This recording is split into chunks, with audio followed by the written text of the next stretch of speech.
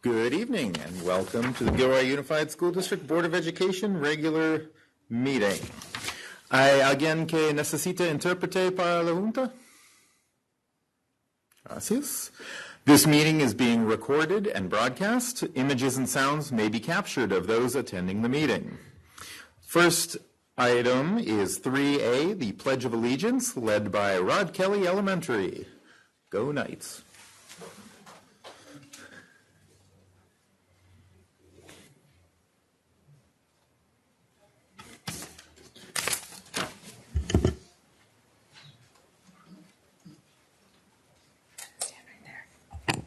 Hi, my name is Maritza Salcido, and I'm the Rod Kelly principal. My name is Julie Petty. I'm the literacy facilitator, and I will have our student council members introduce themselves. My name is Rafael Rodriguez. I am vice president of Rod Kelly Elementary School. Hello, my name is Mia Flores, and I am Sergeant of Arms from Student Council. Wait, what did I say? Oh, yeah. Hello, my name is Edie Hack, and I am the Secretary of Rod Kelly Student Council. Hi, my name is Stephanie Chen, and I am President of Student Council. Okay. Hi, my name is Stephanie Chen, and I'm Student Body President of Rod Kelly. I would like to take this opportunity to thank Dr. Flores and all the board members for allowing us to have so much fun this year, like Royal Dance Academy, many educational field trips, and a walk back into history with our 5th grade American Revolution. Thank you.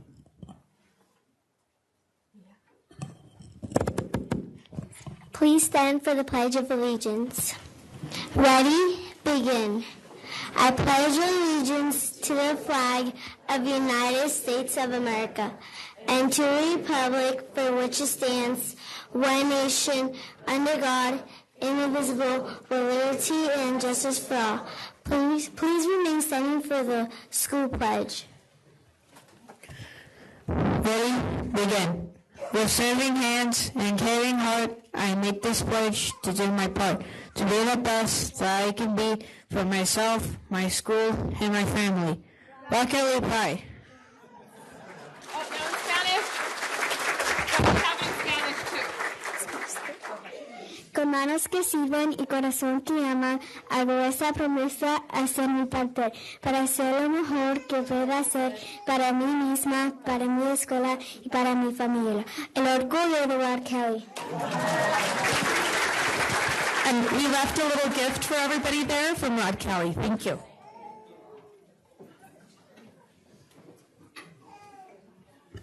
Thank you very much. Well done, students. Yes. B. Yes. Okay. Next, we come to item 3B, approval of agenda. I move approval with one change, the deletion of 6B. 6B. Okay. We have a motion. Can I have a second, please? Second. Okay, motion second. All those in favor? Aye. Aye. Opposed? The agenda is approved with the removal of item 6B. Next up, 3C, recognitions. Dr. Flores, take it away. Thank you, and welcome to everyone in the audience. I'm imagining you're here for people we're recognizing this evening. Thank you for being here. This is a very special part of every board meeting agenda. We do it at the beginning, so we start on a really positive note, and we have some great recognitions this evening. What we've been doing at each board meeting is recognizing our outgoing student board rep. So tonight we're recognizing Sarah Starks. She's been serving on the board for 2 years, right? And that's great. These students volunteer their time to come to school board meetings as a student board rep. So it's a great experience for them. So we're saying goodbye because it's the last time Sarah's going to be giving her report. She's a senior at Christopher High School. She's not only an outstanding student, but a great athlete. She plays varsity softball. She's going to continue her education and athletic career at UC Davis. Go Ags. Very exciting.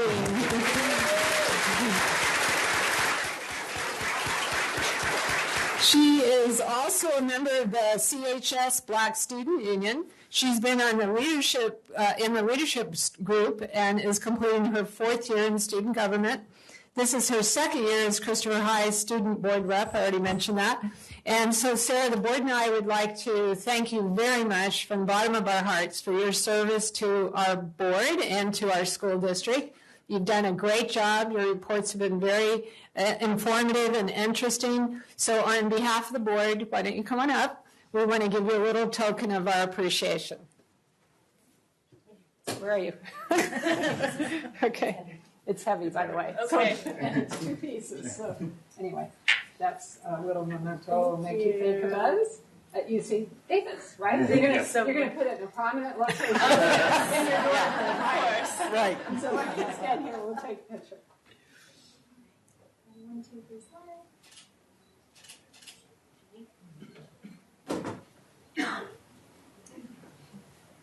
One, two, three, smile. Great. Thanks, Sarah. Okay. Thank you. Thanks.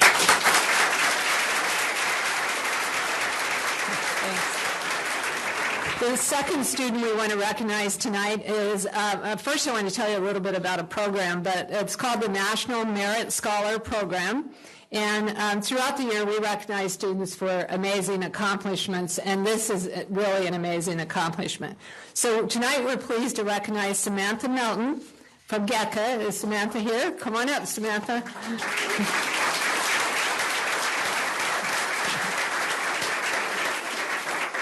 So you can stand there with James. Samantha is a National Merit Scholar winner.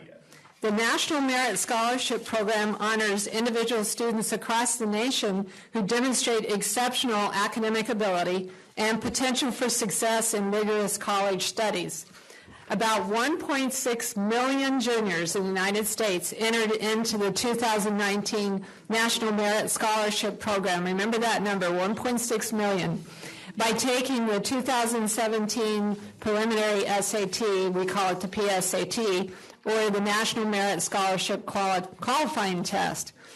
From the pool of students who entered the 2019 National Merit Scholarship Program, only about 16,000 were named semifinalists, so they narrowed it down to 16,000. Semifinalists are designated on a state representational basis in proportion to each state's percentage of the national total of graduating high school seniors. In order to advance in the competition and be considered for a merit scholarship award, Samantha had to become a finalist by fulfilling several requirements that included submitting a detailed scholarship application and presenting a record of her very high academic performance. So then they narrowed it down to 7,500 students. Remember, we started with 1.6 million. That means she's in the top 0.5% of the students that entered this program at the beginning. Can you imagine that? Our very own Samantha is one of those students. So we are very proud of you. We expect you to do tremendous things in college and in your life. And by the way, she's being awarded for a 2,500 National Merit Scholarship. So Samantha will be going to Princeton in the fall.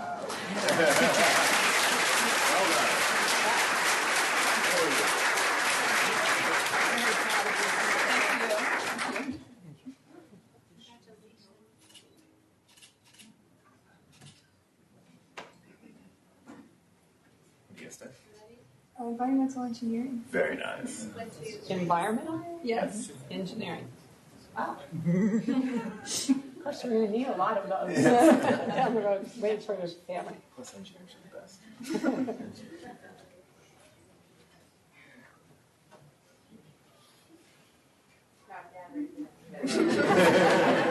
Well deserved.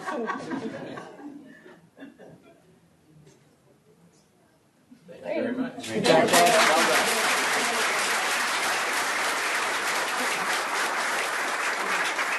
One of my favorite recognitions every year has to do with our community service recognitions. A number of years ago, a different board decided that we would require all our students in our district at the high school level to complete 80 hours of community service.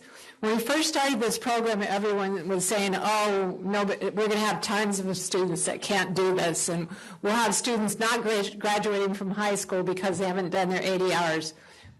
Everyone has done their 80 hours in the 5 years that we've had this program. And I'm totally off script, so Melanie's going to start telling me.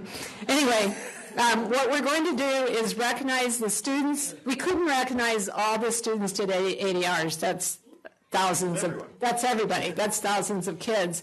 But just so you know, at the high school ceremonies, if you see a student wearing a gold tassel and we'll ask them to stand, those students have completed double the requirement. They've completed 160 hours or more of community service.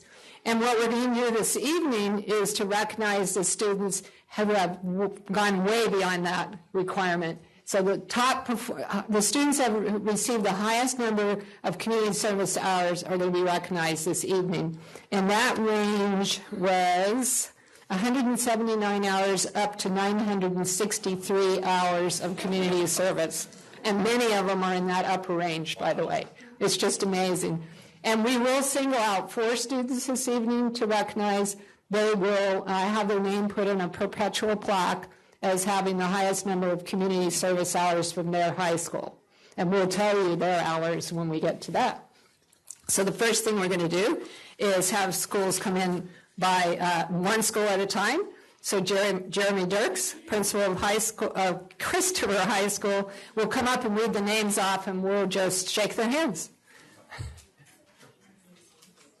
Okay. And we have how many? 12. 12. Great. Not 2. All right. All right, good evening, and thank you for having us. I get to give out a lot of awards, and this is probably the most special one. These folks are giving back to their community. Already started. All right, so without further ado, let's begin. Audra Rubio.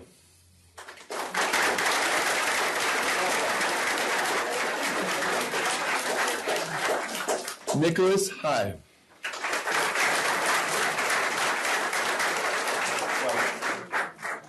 Dylan Ellenberg.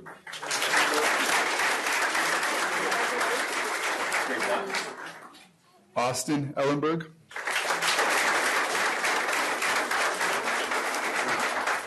Raylina Ramos.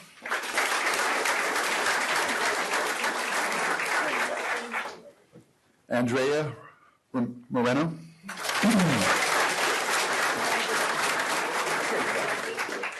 Lauren Carmichael.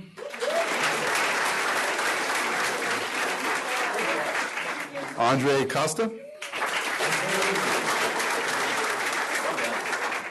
Callum Kane.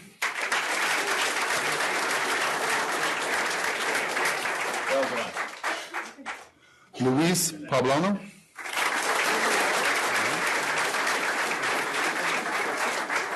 Great job. Kelly Carvajal. Good job.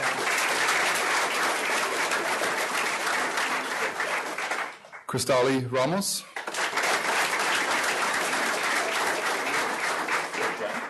Dylan Hahn.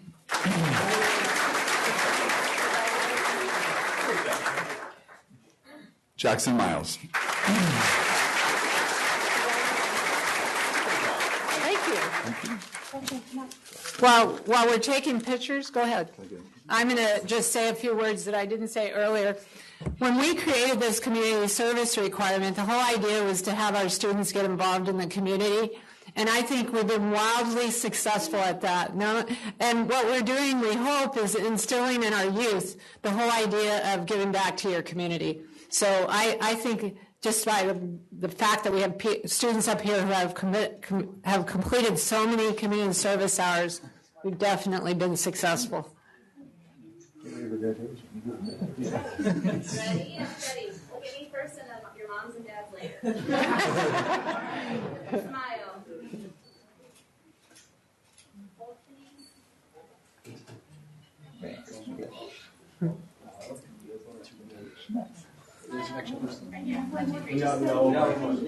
Emily! Oh, great. Emily! Congratulations. Well done. You want to take another one, Melanie? 1, 2, 3, smile. Okay.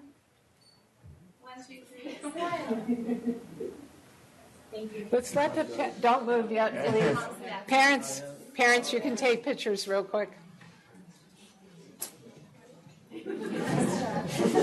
I didn't follow that script. You're fine, Rachel. It was long. No, you're Gilroy has next. Yeah, good. I don't like taking pictures.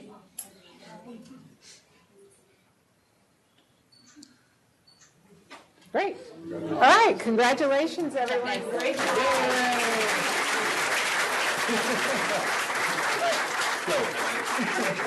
Dr. Marco Sanchez, principal at Gilroy High, will now announce the Gilroy High recipients.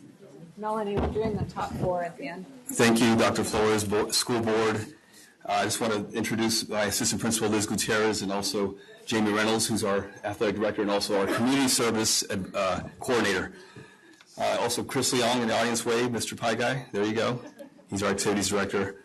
A lot of great people making the school work. So that being said, if we could have our Mustangs come forward.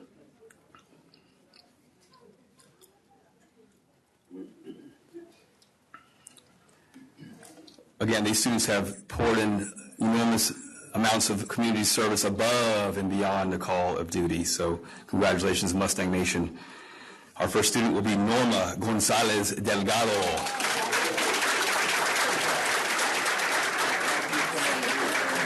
Christopher Arellano Reyes. Maggie Brinkman and service dog Douglas Fowler. Caitlin Carvalho. Raymond Martinez. Joe Barnes. Carla Silva Estrada.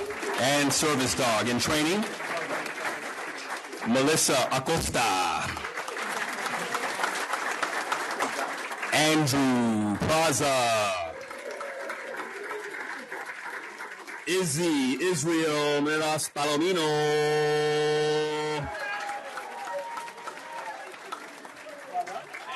Take it easy, bro. Take it easy. Roger Martinez. And the Red Bull, Zeffirino Oshiro.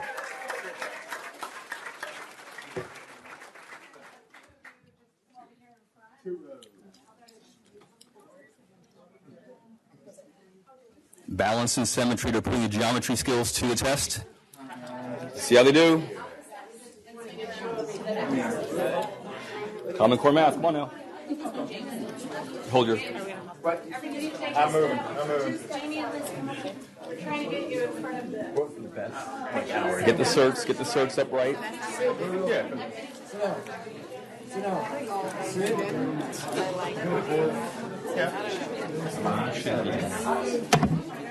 The worst. Why is it all wow. Hey guys, move down a little bit this way. Keep on me. You want to be the first. There you go. Okay. Can you make that work? Yes. Where was that? Yep. You just followed it for a long time. Hey guys, look at me guys. 3, 1. It's not your turn, Leon. 1, 2, 3. Okay, moms and dads.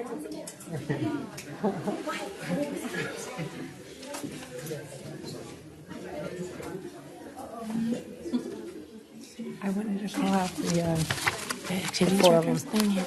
They're in there. I can find it for you. I was just going to let you know that the counselor from GECA's here. She can read the names. Oh, good. Great. Oops, sorry. Trying to do 2 things at once.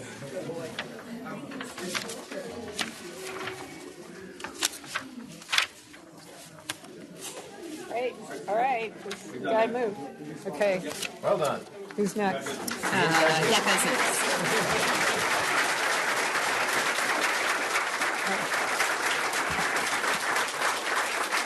We can have the GECA students come up next.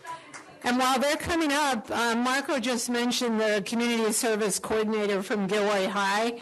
I also wanted to call out the coordinators from the other schools, because without these community service coordinators, we would not have this community service program. So the 3 GECA students can come up while I read off the names of our community service coordinators.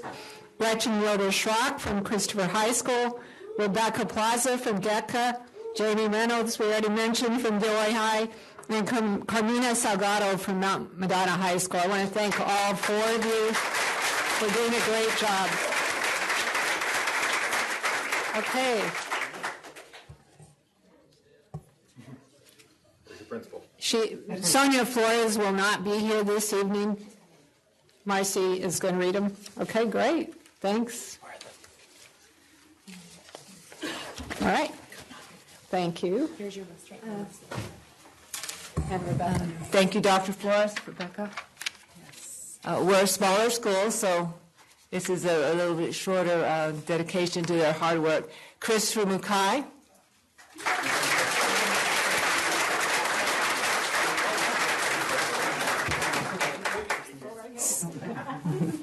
Ciara Mullen.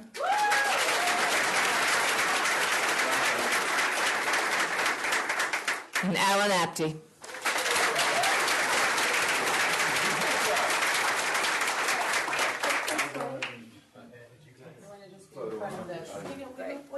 Oh, you too. Oh, please.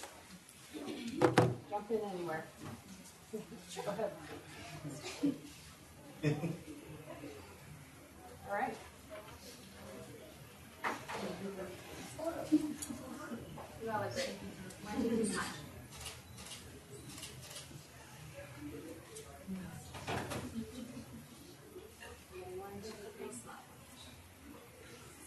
Hold on, one more.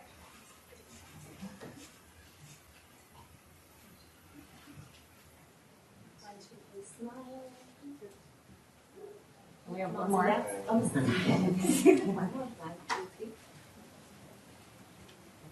Great. Thanks.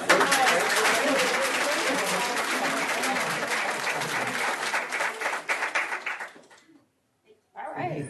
Good. Well done. Thanks. Thanks. Thanks. And then our 4th high school is Mount Madonna High School, and I see Diane Padilla is here to read off the names. Principal.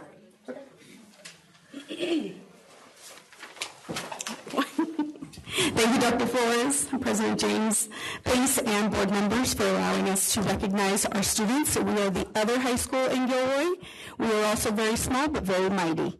So I would like to recognize our students from Mount Madonna High School, starting with our first recipient, Ms. Glendy Flores.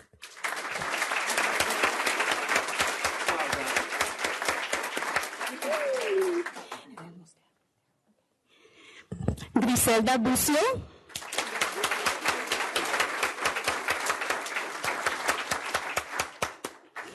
And Alexis Bailey.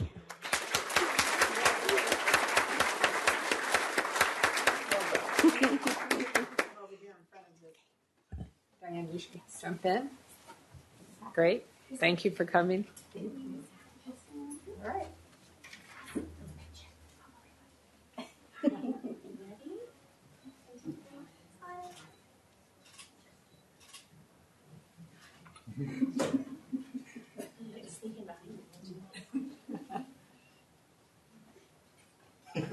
You like to sneak in front of that, too.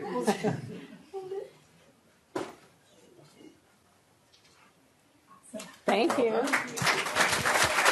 the 4 names. Okay.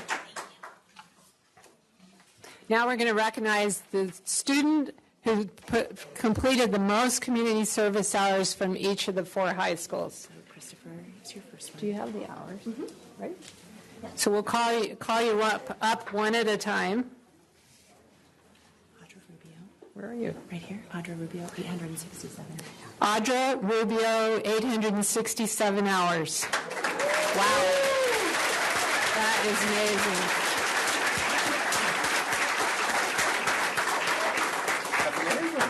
You can stand here. This is the perpetual plaque And we started this last year, so every year we'll put the name of the student, but each of the 16 started it 2 years ago. You're not supposed to correct me. All right. 3 years ago. 3 years ago. All right, we're done. Okay. Oh, sorry. You should touch this or something.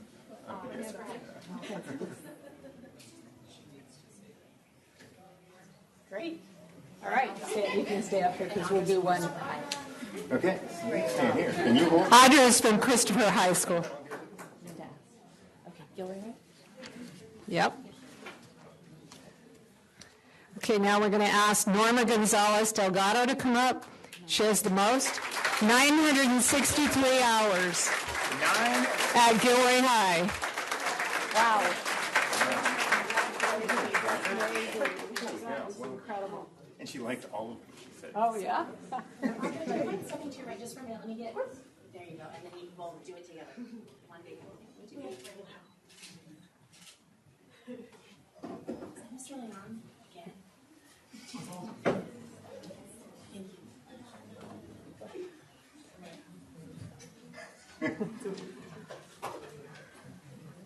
All right, great. Amazing job. And you can just wait here. Christopher Mackay, 803. All right, so now for GECA, Christopher Mackay with 803 and a half hours.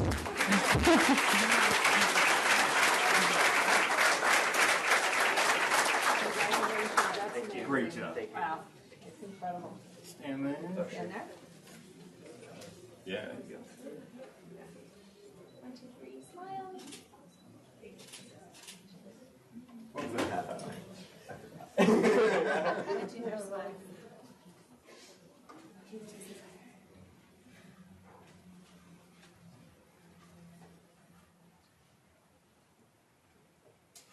Great job. Okay. So we got And 37 hours. you can have this. Mount Madonna High School, Glendy Flores, 237 hours.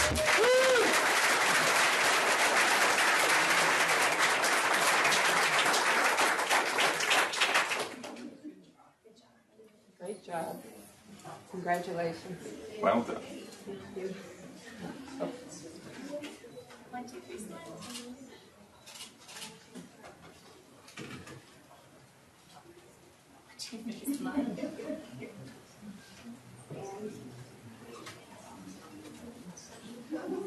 All right.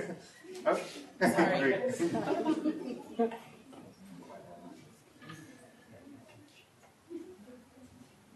All right, now we're going to Well have all done. four. You get to hold that. James, why don't you and I get on the ends? Yeah. You force me in now. Right, all right, you need to move this way, though. We want you right in front of this. A little more. All right, we're ready. Just gotta James step over. 1, 2, 3, smile. Smile. 1, 2, 3, smile.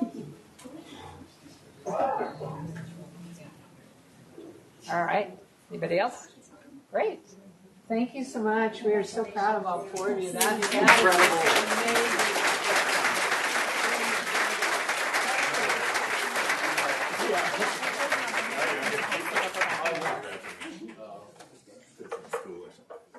You can come back and say. all right, thank you. Guys, good job.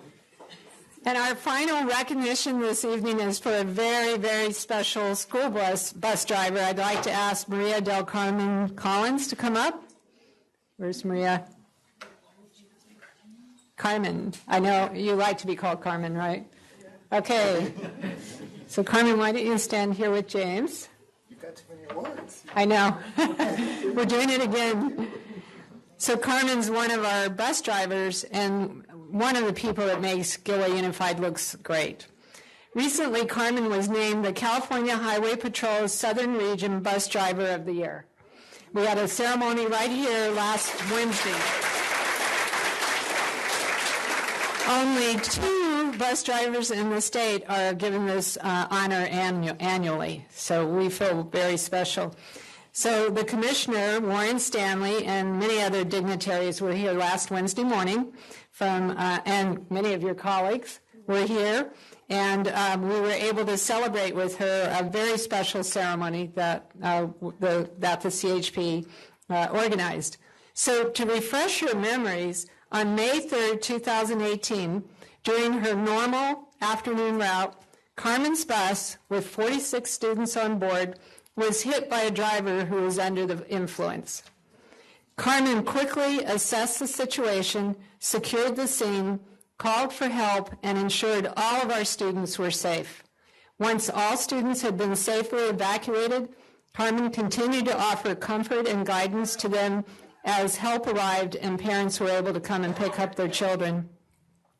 Thankfully, what could have been a very tragic situation ended quietly with grateful parents and safe children and a reluctant hero.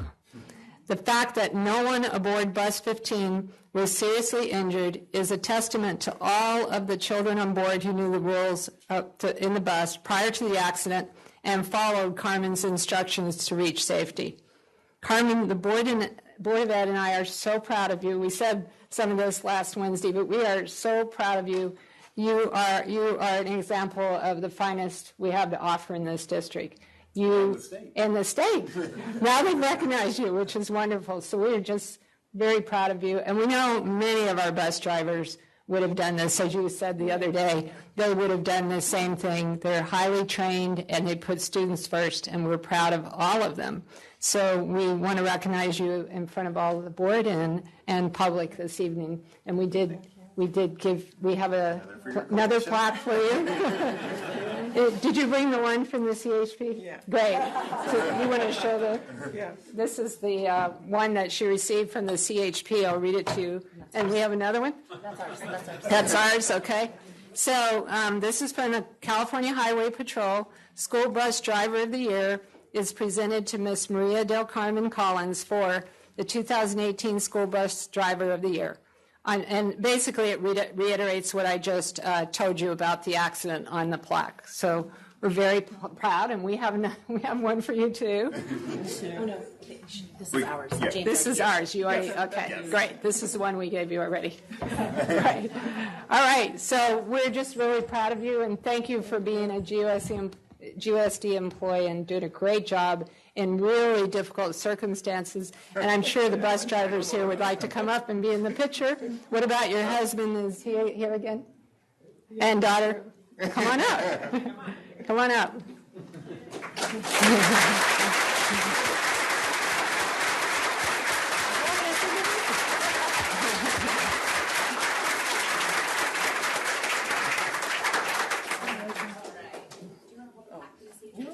Sure. You want to? Good. 1, 2, 3.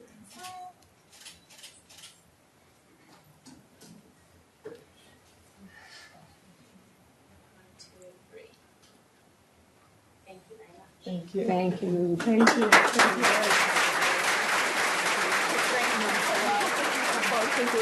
Thank you. Oh. Yep. That concludes our recognitions. Thank you. I went to all of this.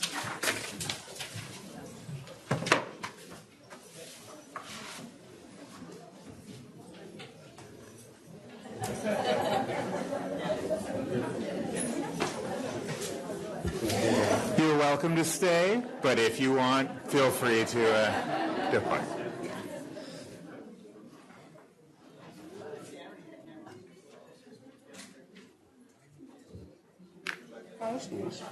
Yeah, it's really cool.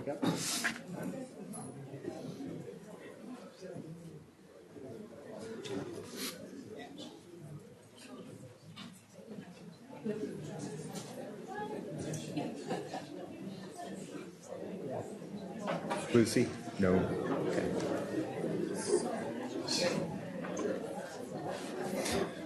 All right, this brings us. I'm sorry. Wait, yes. It's not your turn yet. She's always trying to take. I know. Okay. Item 3D, general public comment. At this time, members of the public may address the board on any item or any issues within the subject matter jurisdiction of the board not listed on this agenda.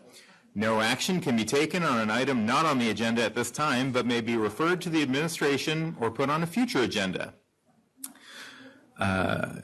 Members of the public may also address the board on an agenda item before or during the board's consideration of that item. We have no comments this evening. Okay, item 3E, report of action taken in closed session. We have two items under removal, suspension, expulsion of a student to consider. I will begin with case 2019-21. What is the will of the board? Move to expel. Second. We have a motion and a second. All those in favor? Aye. Opposed? Nay. We have one no. I make a motion to suspend. We have a motion to suspend the expulsion. Second. Motion and a second. All those in favor? Aye. Opposed? Nay. Nay. 2 no votes. Okay, motion carries. Next, case 2019-22. What is the will of the board? Move to expel. Second. Okay, we have a motion and a second. All those in favor? Aye. Opposed? Okay, motion carries. Okay, now I have to read my script. Let's see, conference with legal counsel, existing litigation.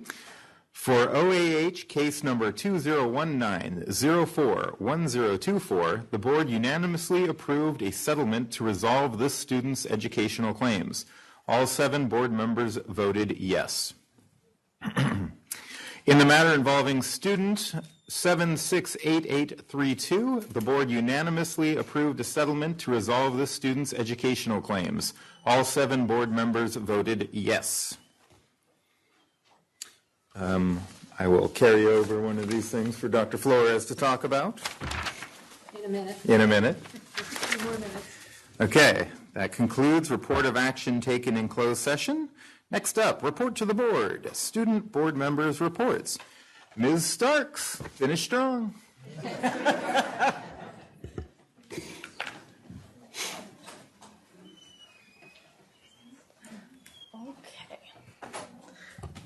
Good evening, board, and all of you guys in attendance. My name is Sarah Starks. I'm student board representative for Christopher High, and my site school for this presentation was Solorzano Middle School. Go Eagles. Okay, so there is a youth and philanthropy group at Solorzano, and so these students got $1,000, and with that money that they received from the Latino Family Fund, and then what they raised on their own, they gave out 2 grants worth $500, and they gave those to Eden Housing and Child Advocates of Silicon Valley. And then they also have a SLED program, and so they have 2 teacher advisors who lead group projects around campus, and they work on little things that can better their campus. March 27th, they had a career day, so a bunch of people of different careers. They came and presented to the students. They had a traffic engineer, probation officer, pediatrician, social worker, air traffic controller, registered nurse, virtual reality developer, and more. Here was some pictures from the Gilroy Foundation event where they gave away the grants. And then here is from Career Day.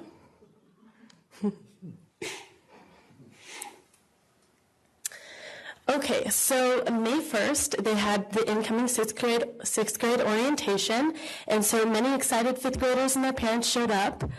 And then they have also been doing the Project to Inspire presentations, and it just informs parents on how they can help their children get the best opportunities for success throughout middle school and high school. And then coming up is the 8th grade promotion on June 5th. Okay, so now to Christopher High. So March 11th through the 15th, we had our Sadie Spirit Week. So our Spirit Week was based around music albums that are popular. So we had Friday Night Lights on Monday, which was a sports day, Dig Your Roots, which was a country day, Flower Boy, which was a hippie day, Fresh Prince of Bel-Air was a 90s day, and Sicko Mode was a crazy class colors day. And then our Sadie's Dance was themed Astro World. And March 22nd, we had our March Madness lunchtime activities out in the quad. Here's some pictures from our Sadie Spirit Week.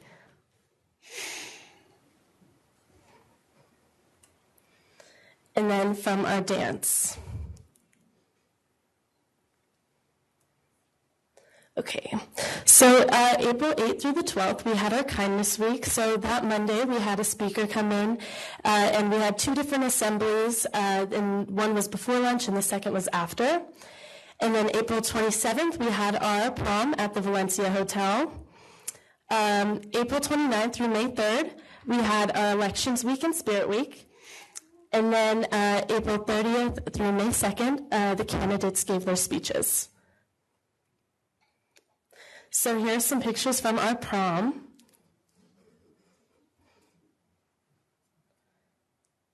And then here are some campaign posts that were flying around on social media.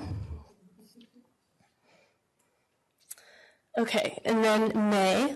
So we had our Student Advisory Council luncheon. So every month we have meetings with a select group of students that are chosen by their teachers, and we discuss what's going to be going on at the school. And so at the end of the year we have a luncheon, and this year we had Wingstop. May 3rd, we had our elections rally introducing each of the candidates, and they played some games, and it was also our last rally of the year. May 3rd and 4th, we had the talent show presented by our drama class. And then May 6th through the 17th, we had our AP testing. Well, it's still going on. It's been a long week and into next week. Here is our senior ASB picture that we took before our rally. Okay, and then coming up, so May 20th, we have our ASB Officers Dinner. So we have an annual dinner at Westside Grill just to celebrate the end of the ASB year. And then May 21st, we have our Senior Awards Ceremony. May 23rd, we have Cougar Fest, which is themed Bikini Bottom from SpongeBob. May 24th is the seniors' last day of instruction. May 30th through the 31st, we have our senior trip to Magic Mountain. June 5th, 6th, and 7th, our final exams. And lastly, June 6th is our graduation ceremony. And that's all I have. Thank you. And thank you, board. It's been a great 2 years.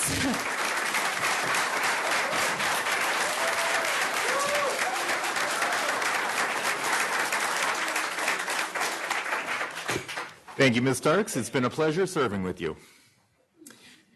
Next up, the superintendent's report. Okay, I'm going to introduce our new principals. They're all sitting together. You can all do that.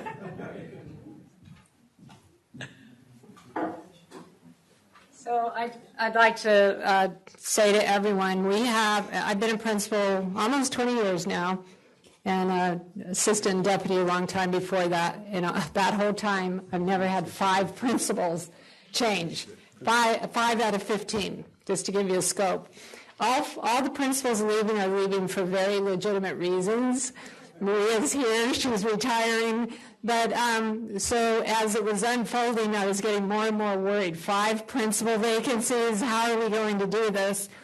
Thankfully, we went out early, and we had a great response. And we are just so excited about our 5 new principals. And I see some of the staff here from those schools, so I know they're anxious to hear this. But we are really excited about the 5 principals that I recommended to the board this evening, and they unanimously approved. So I'm going to ask 4 of them in here. So why don't the 4 of you come up here, and I'll say a little bit about each of you. And one could not be here, by the way, so I'll start with Luigi Aprea. He is in Illinois, and he flew out 3 times already. So our new principal at Luigi Aprea, his name is Michael Keller, and Michael Kelly, sorry. Hilda Keller and Michael Kelly. I'm really bad with names, so this is why I have this, my cheat sheet. Michael lives in Illinois currently with his wife and son. She's in the military and is being stationed here along the coast. So they're in the process of packing up, getting ready to move, but they'll be here soon. Michael comes to us with a lot of experience in different areas. He's been a teacher. Actually, his degree was in music, and he's a very accomplished musician, played in a military band for a while. His wife did too. They're both very accomplished musicians. And he's been in special ed. He's been like an instructional specialist, and currently is an assistant principal. Great references, and we can't wait for him to join us. So Michael Kelly will be the new principal of Luigi Aprea and could not be here tonight.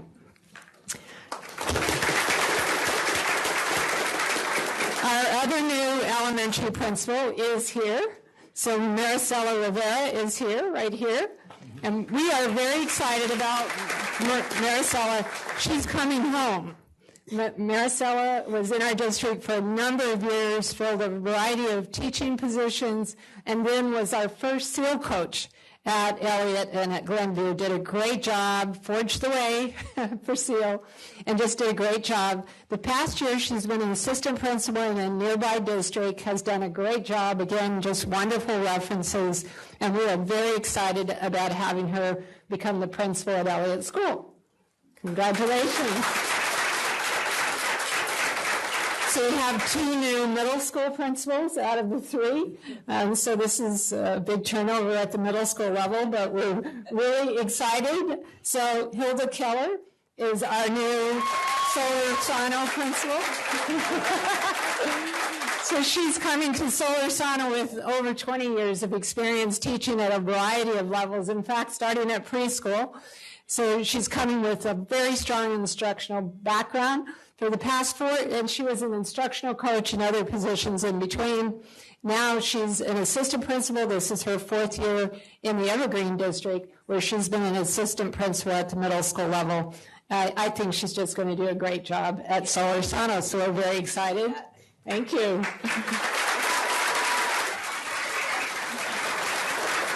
And 1 out of 4 isn't too bad at the high school level, right? So we have 1 new high school principal. So Martin Enriquez is our new high school principal at Gilroy High. We're very excited about Martin. He's had a wealth of experiences at the high school level, at several high schools, lots of administrative experience, a strong instructional background, was a great teacher, and has focused on several areas of high school, most recently the student services arena. So we're very excited to have Martin become the principal of Gilroy High, replacing Marco, of course, who's been there 10 years. So welcome, all 4 of you. I'd like to, South Valley, did I go by? Dang, I'm going through my list. Sorry, Guillermo. Stick to the script, what? Dr. Flores. Sorry, Guillermo. This is the last person we hired. If you can imagine, we have been through so many interviews. It's been a whirlwind. But anyway, sorry. Guillermo Ramos is our new principal of South Valley Middle School, and we're very excited about Guillermo. I believe you have 16 years administrative experience, close to it, in that range. Lots of teaching experience, a wide range of experiences, and he's going to bring just an incredible amount of information to South Valley Middle School as our new principal. So we're very excited about having you, Guillermo, take the job at South Valley Middle School. Did I say anything wrong there? Okay, so let's welcome our new principals. They're going to be, by the way, visiting their new school, have a day of overlap with the existing principal. We're excited about that. I think most of you are coming to the June 12th management retreat. I don't believe Michael can come. Again, they're in the process of moving from Illinois. And of course, they'll be at their sites, I'm sure, July 1, working on getting the schools up and running for next year. So welcome. We're really glad to have the four of you and Michael join our administrative team. I know you're going to be great additions to that team. Thank you. Thank you.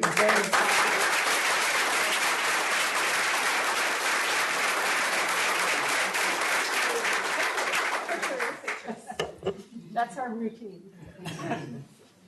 Welcome to the team. Looking forward to working with you all. Thank you.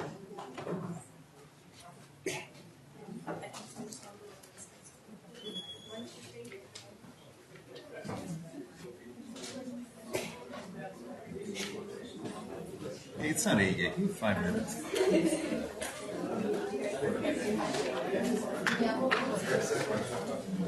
It doesn't matter. Anybody else?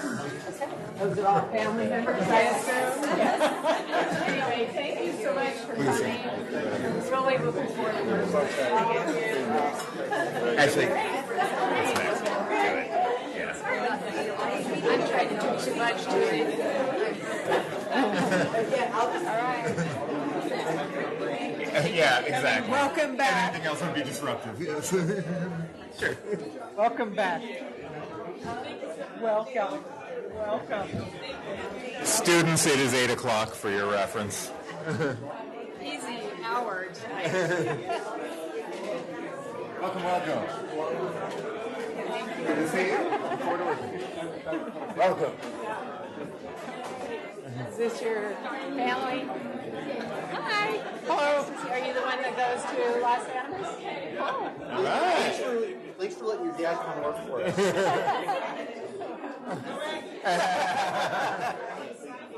Great. You too. Oh. I knew they would hit it off. Maria and Hilda. Okay. Very similar. Whoever comes after you. We'll miss you. Bye. We're going to miss We you. had this discussion. You're in Sarah somewhere, right? True, Sarah? Yeah. Emerson. That's right. It's been a year. They're making a Yosemite house. Where? Like in the same... Okay. Wow. So I'm like, Oh, wow. Yeah. Wow, yeah.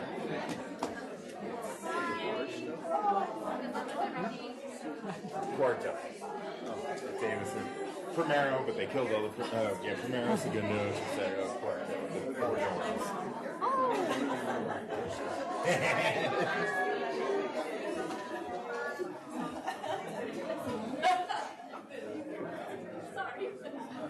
All right.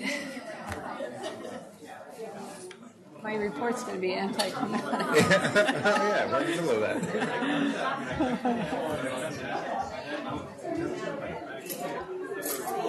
All right, we're going to keep going with the superintendent report. This is going to be anticlimactic, my report. We are wrapped. Maribel, I'm starting my report.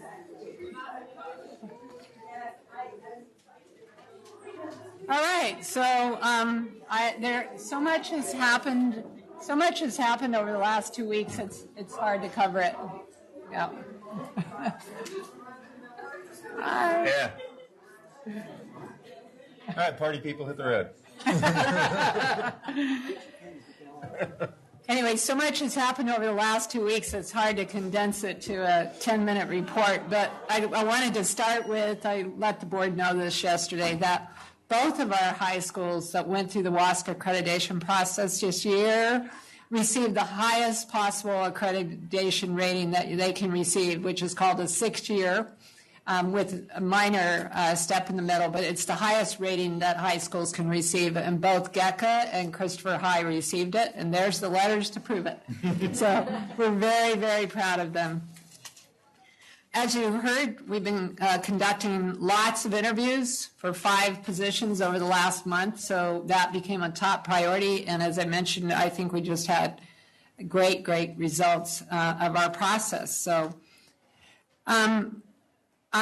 once a year, I participate in a process for identifying some of our high school students to attend a Rotary Youth Leadership Camp And I was on that interview process again. In fact, some of the students I interviewed were here for community service. No surprise. These were just amazing students. I'm always, every year at this time of the year, I'm so impressed with the students that apply for scholarships or camps. They're just amazing kids. Is it stuck, the report? Okay, good. The Safe Routes to School Task Force met. We meet quarterly, and it's a combination of police officers, fire, Gilroy Unified staff, board members, and county employees that help us organize all of our Safe Routes to School events. And we had a very positive meeting planning activities for next year. As you know, we formed a Superintendent's Advisory Committee on closing schools. This committee's task is really to advise the board on whether or not we should close a school, and if we do, which school. We've met 4 times, and we have a meeting coming up. We've been looking at a lot of data and really studying that data and trying to really understand what's happening with our declining enrollment and where it's impacting the schools. The committee is just a great committee. I'm really proud of them. One of my favorite events every year was held on April 26th, the Gifted Games at Gilroy High. It's so cool, this event, where all of our, pretty much all our special ed students in the district participate. It's like a Special Olympics, so they participate in a lot of activities. And what I didn't know until I got there is a lot of the high school students attended the event for a couple periods just to show their support, and it was really cool to see all of them there. Izzy started it off, kicked it off. It was so cool. He created a song. He wrote a song. This young man that was jumping around up here a little bit ago, he has that kind of energy all the time. Anyway, he kicked it off with a song at the beginning of the Gifted Games. It was really cool. Rod Kelly was recognized for the 3rd year in a row for Innovate Schools Award. Basically, there were 51 schools recognized in the whole Bay Area by Innovate Public Schools. And of the 51, only 3 were not charter schools, and Rod Kelly was one of them. So we're really, really proud of Rod Kelly. I attended the event along with Maritza and 2 of her teachers. It was a very special event, and we're very proud of them. I also attended the Rotary Scholarship presentations. These occur every year. I think they said they gave out over $50,000 to high school seniors for scholarships. So it's a very special, there they all are. You'll see them again at the senior award ceremonies. But some of these students received a lot of money.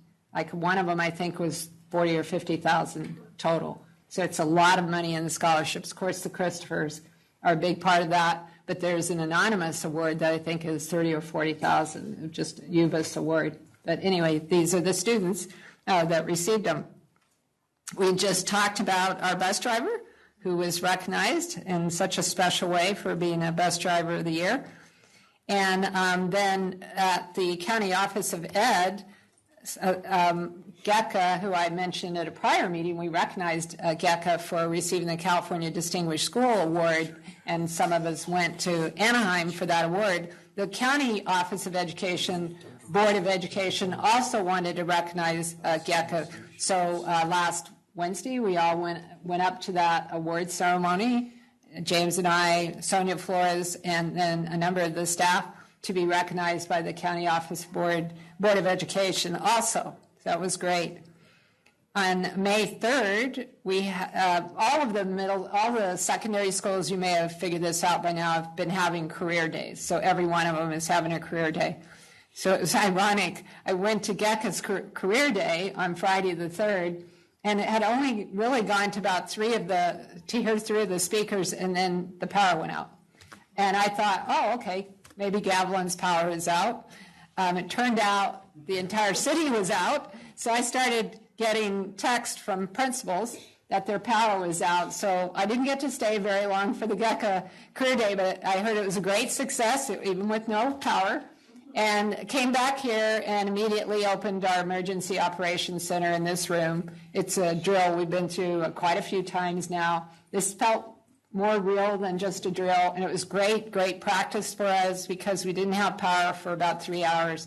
And in fact, Rucker came up on the grid a little bit faster, but you probably all know we had a big power outage in Gilroy, there was something wrong with the substation. What was great about it is we practiced what we'll do in a real emergency like an earthquake drill, which included sending all of our district office employees out to the sites, because initially we not only did not have cell phone, we didn't have our district phones working or email, we also, the radios weren't working. And we had to switch the radio over to an emergency battery to get the radios up and working. So about the first 15 or 20 minutes, we had no radios also. So basically, it was my phone to everybody else's phone, telling people what to do. But we sent, and this is part of our procedure, is to send district office staff out in pairs to every single site, and sometimes more than two. I see people in the room that did it. And the sites really, really appreciate that in general. I guess there were a couple that said, we don't need you, but it was good because we needed to do the drill. And eventually the power started coming back up, but we discovered, as we always do in these drills, and we debriefed it today with the principals, are areas that we could improve in our emergency operations drill. So we identified a few things that we need to do a better job, and I think, and coincidentally, it was National School Lunch Hero Day. So as you can see, some of our food service were dressed up as heroes as we were going through this whole process.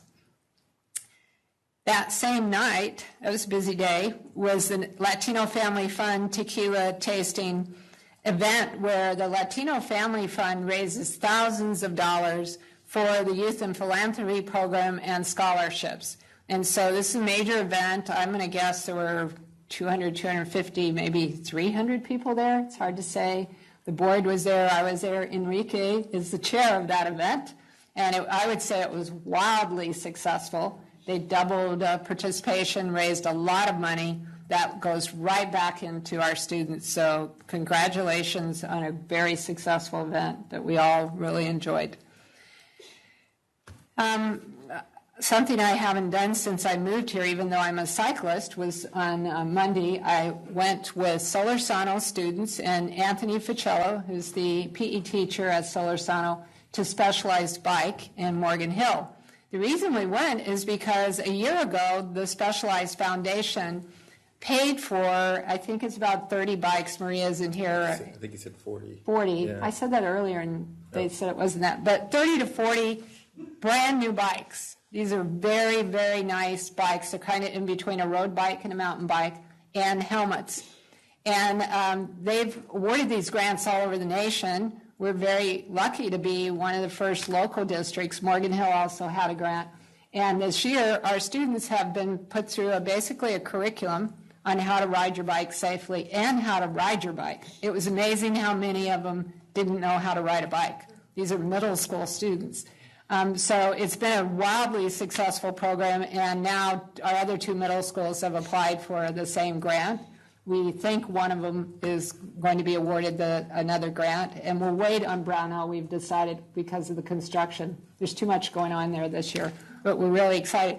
Anyway, this was so cool. These are Solorzano students, all of them. So they took their pictures and interviewed them about the impact of the program. This is a permanent exhibit in their main building.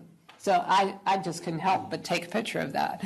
And then on the right is, the reason we were all there is Specialized is just so excited about Solorzano's participation. They asked 5 of the students to come over and be part of a filming with the top cyclist in the world, Peter Sagan, Sagan. I didn't get to shake his hand. I had to leave to get back to a meeting. But anyway, they did an interview, and that's going to be on ESPN at some point. So really, really cool. It was great. The kids that participated were just precious. It was really, really cool. And James joined us for this visit, and we basically went on a tour of Specialized Bike before the filming. It was a great, great opportunity for us. On Tuesday the 7th, that was Monday. On Tuesday the 7th, I started my day at 7 in the morning at the Santa Clara County Office of Ed, and Anisha joined me for I guess it's an annual Region 8 Women's Leadership Networking event. They had a guest speaker Rosa Rios, who from 2009 to 2016 was the U.S. Treasurer, a female U.S. Treasurer. That was very exciting, 6 years.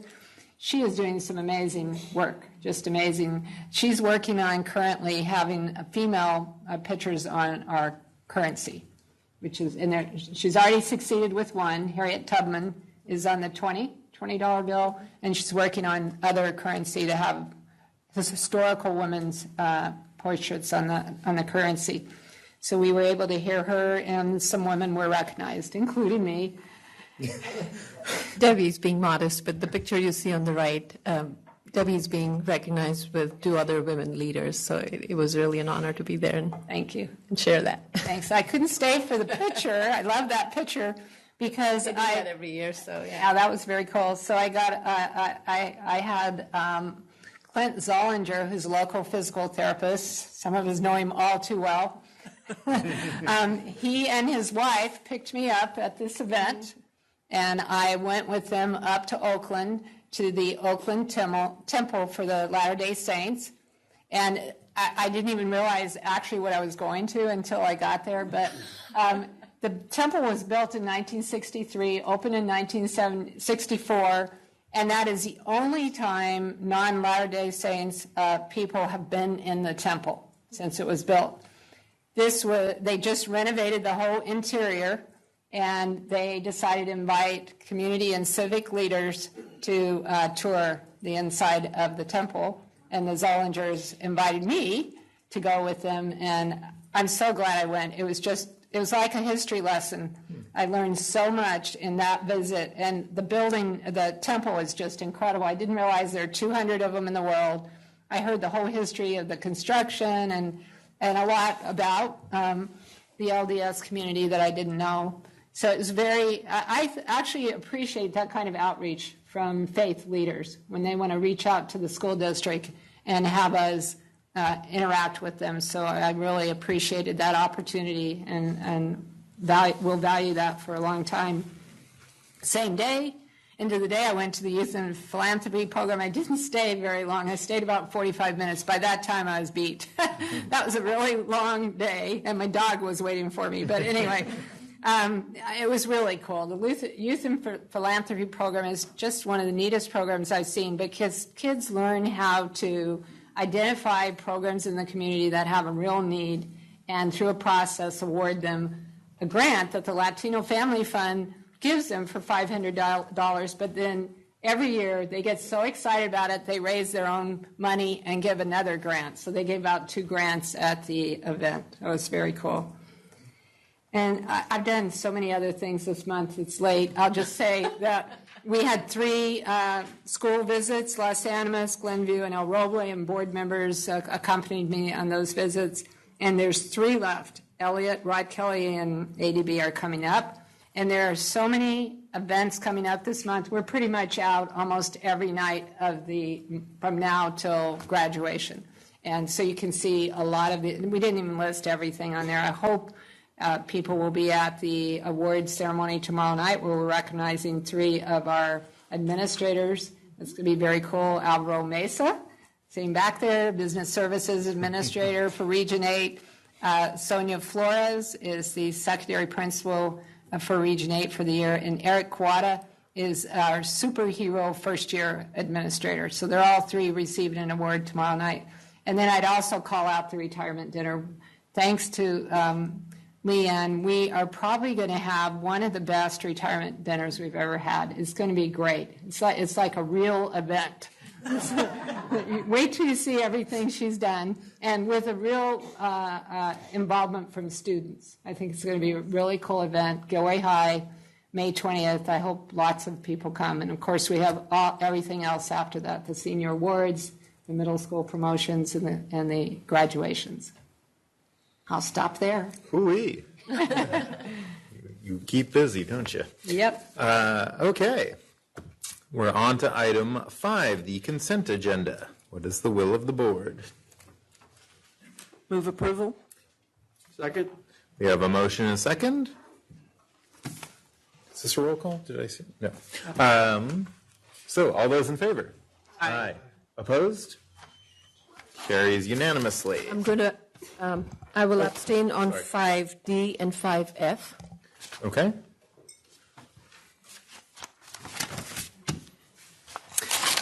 Okay, now we are up to item 6A. Resolution 1819-35, Classified School Employee Week. Dr. Flores. Thank you.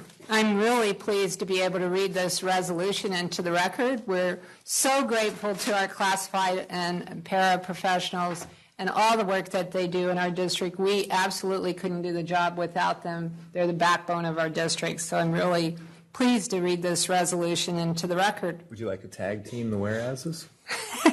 Why, you want to share? Well, just all the way down? down? A lot of reading. Okay, well, I can start it and we can just go down the row. Okay, everyone have their page open? So get to your resolution. It's 6A. Sorry, just meant us, but That's okay. I like that idea. Everyone have it? 6A? 6A.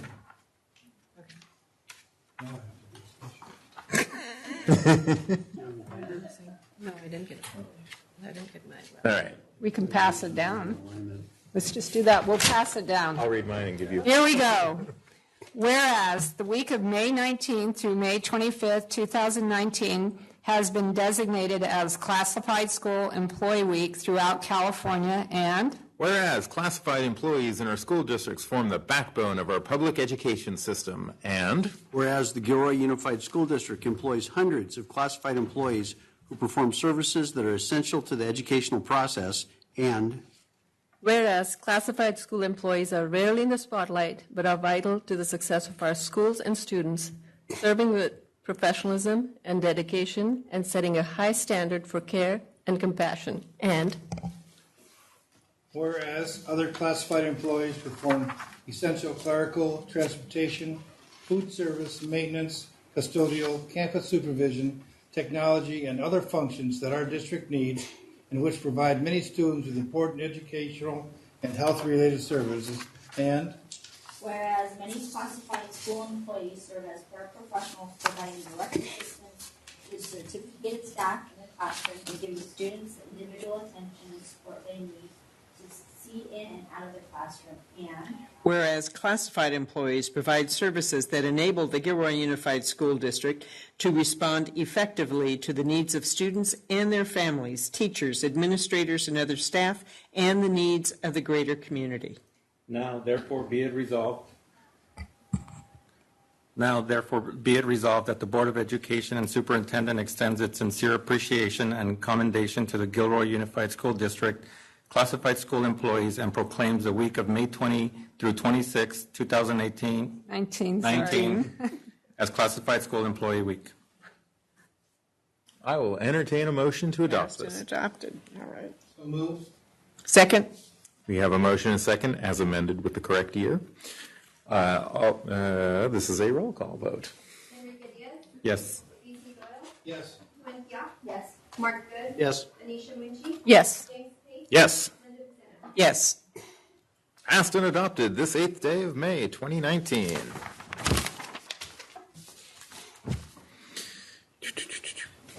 Now we are on item 6C, Career Pathways Education Consortium Collaboration for Making Bank. Mr. Camacho Light.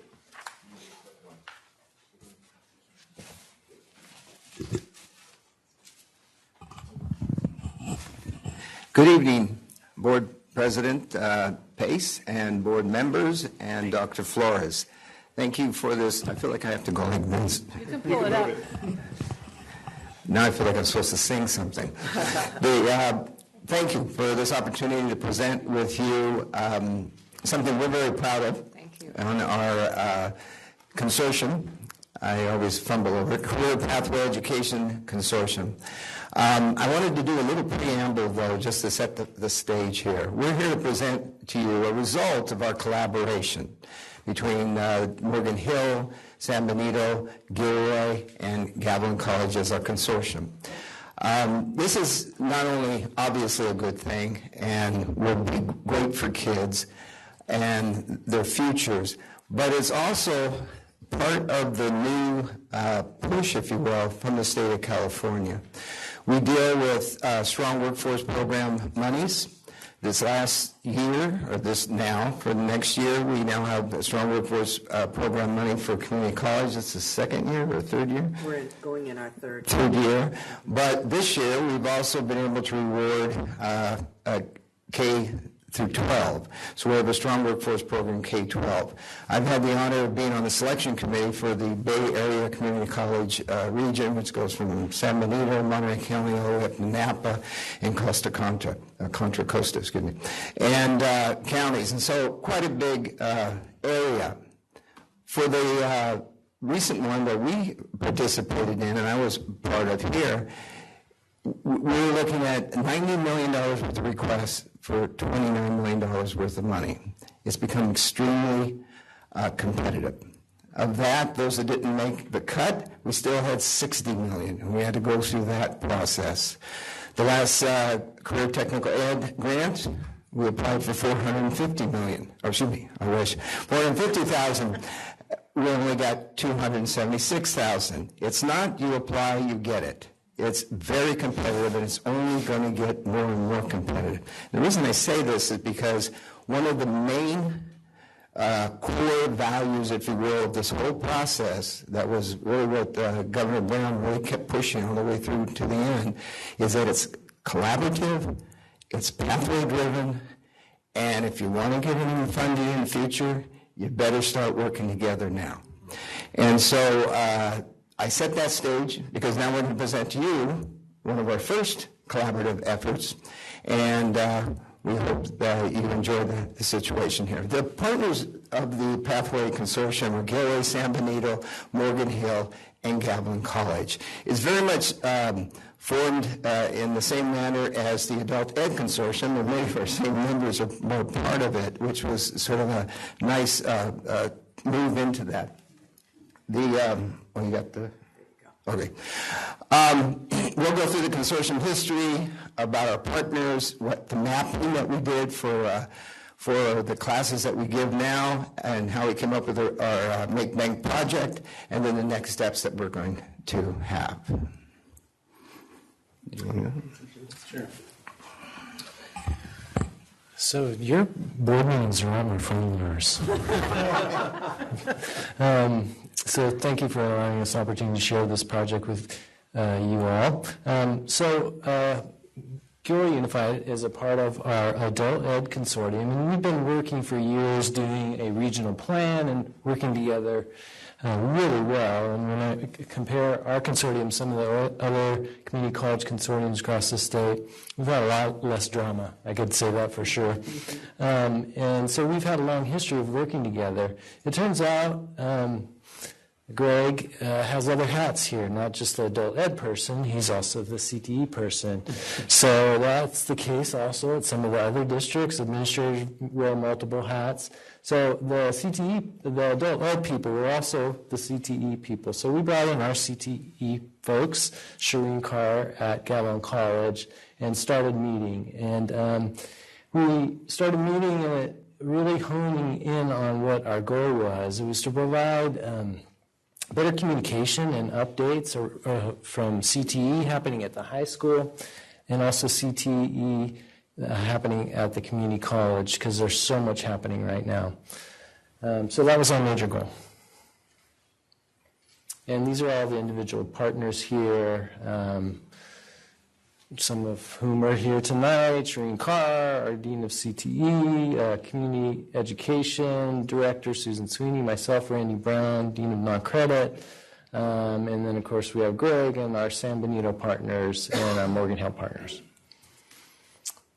So our goals were to provide updates on what each program and each school district is doing, determine opportunities for partnerships, develop a seamless pathway for high school students interested in career and technical education programs. So as Greg said, this was our major target, to make pathways for those students who are interested in vocational programs and vocational careers, to have a pathway that was very easy for them to move into from the high school to the community college. So this is an example of how we started. We put, each of our high school partners took each of their high school courses, what they offered that was related to the Gavlin program on top. You see Morgan Hill Unified and the computer science programs that would feed into the Gavlin program. And that's how we started our mapping project. So each of the school districts labeled, we did a room mapping. So the whole room was filled with the boards that you see here with all the different programs that we offer. So what we did next was we took that mapping effort with all those sticky notes and we made a pretty spreadsheet. And the pretty spreadsheet indicates what connecting points at the various high schools connect with the Gavlin career pathway. For example, this one outlines computer science and information systems.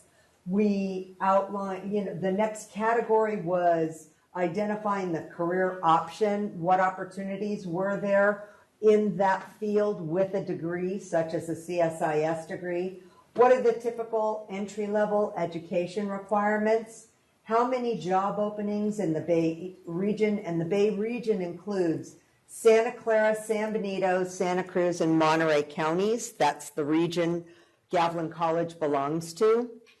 What a starting salary, median hourly would be for someone with this degree, and what is the return on investment. So we decided to take that mapping effort, turn it into a spreadsheet, but we thought if we start passing these out to high school students, they're just not too sexy, okay?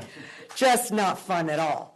So this was what we came up with. We worked with a local marketing agency, advertising agency, and the consortium developed this targeted marketing effort for each of the program pathways. And it's a marketing plan labeled Mate Bank. And this is one of the banners that we have. We've distributed many of them. And here's an example of the overall one. And in your folder, you're going to see one for each of the programs. That's the final result. And then the next slide is showing you where these all went to. We've distributed the same packet you have to both community partners and high school partners, to counselors. And these were just the initial packets. All the high schools are ordering. We have order forms. They're ordering the large banners, they're ordering posters, and they're ordering more of these packets to distribute to students. These are some of the results so far of the information packets sent to partners, community partners. Then we wanted to see what kind of an impact the whole Make Bank campaign had on the Gavlin College website, because if you notice on each of the flyers in your folder and on our banner, there's a QR code. That QR code goes directly to the program that it's affiliated with. And so, for example, this one is a general career ed banner, and so the QR code will lead you directly to the career education webpage at Gavlin College. And so we wanted to see, well, what kind of an impact might have the packets had on the hits that we've gotten on our web pages. And it just so happens that the Make Bank campaign took off in December, and you can see the number of hits pretty much almost tripled. So we know as a consortium, we've outlined some next steps for ourselves. We know that we need to continue to expand our dual enrollment opportunities. We have really successful dual enrollment with Gilroy Unified, both at Gilroy High and at Christopher High. Mount Madonna blew our socks off this semester. There were 45 students in an introduction to administration of justice. I mean, that just wow, that was fantastic. So we're continuing to expand our dual enrollment opportunities for high school students at Gilroy Unified, Morgan Hill, and at San Benito. We want to continue that effort. We need to look at what new Gablin programs might we need to look at establishing based on the high school programs. So we need to do some kind of a gap analysis, I think is one of our next steps we've identified. Career Day, we had a successful Career Day in March. Make Bank was a huge part of that Career Day and sending out packets for that occasion, and all the high schools as well. You want to talk about guided pathways, Randy? Sure. So the entire community college system is transforming slowly, because we move slowly, to a guided pathways model. And basically what that means is mapping out for students what their course sequence is, helping them choose what program would best fit their interest, and then embedding supports as they move through those pathways. So all that is happening where we're trying to hone in on the pathway from high school to college. And then finally, articulation agreements. We're continuing to renew many of the articulation agreements with our high school partners. We at one time had several, and now those are all outdated. And we're in the process of connecting with all our high school teachers that we have articulation agreements with so we can update them.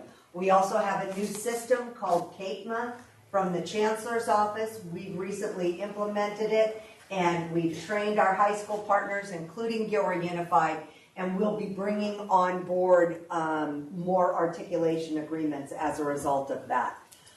We also know that we can leverage the work that this group does as we apply for grants. And Greg alluded to that with the SWP funds coming down next year for K-12, and we look forward to more collaboration.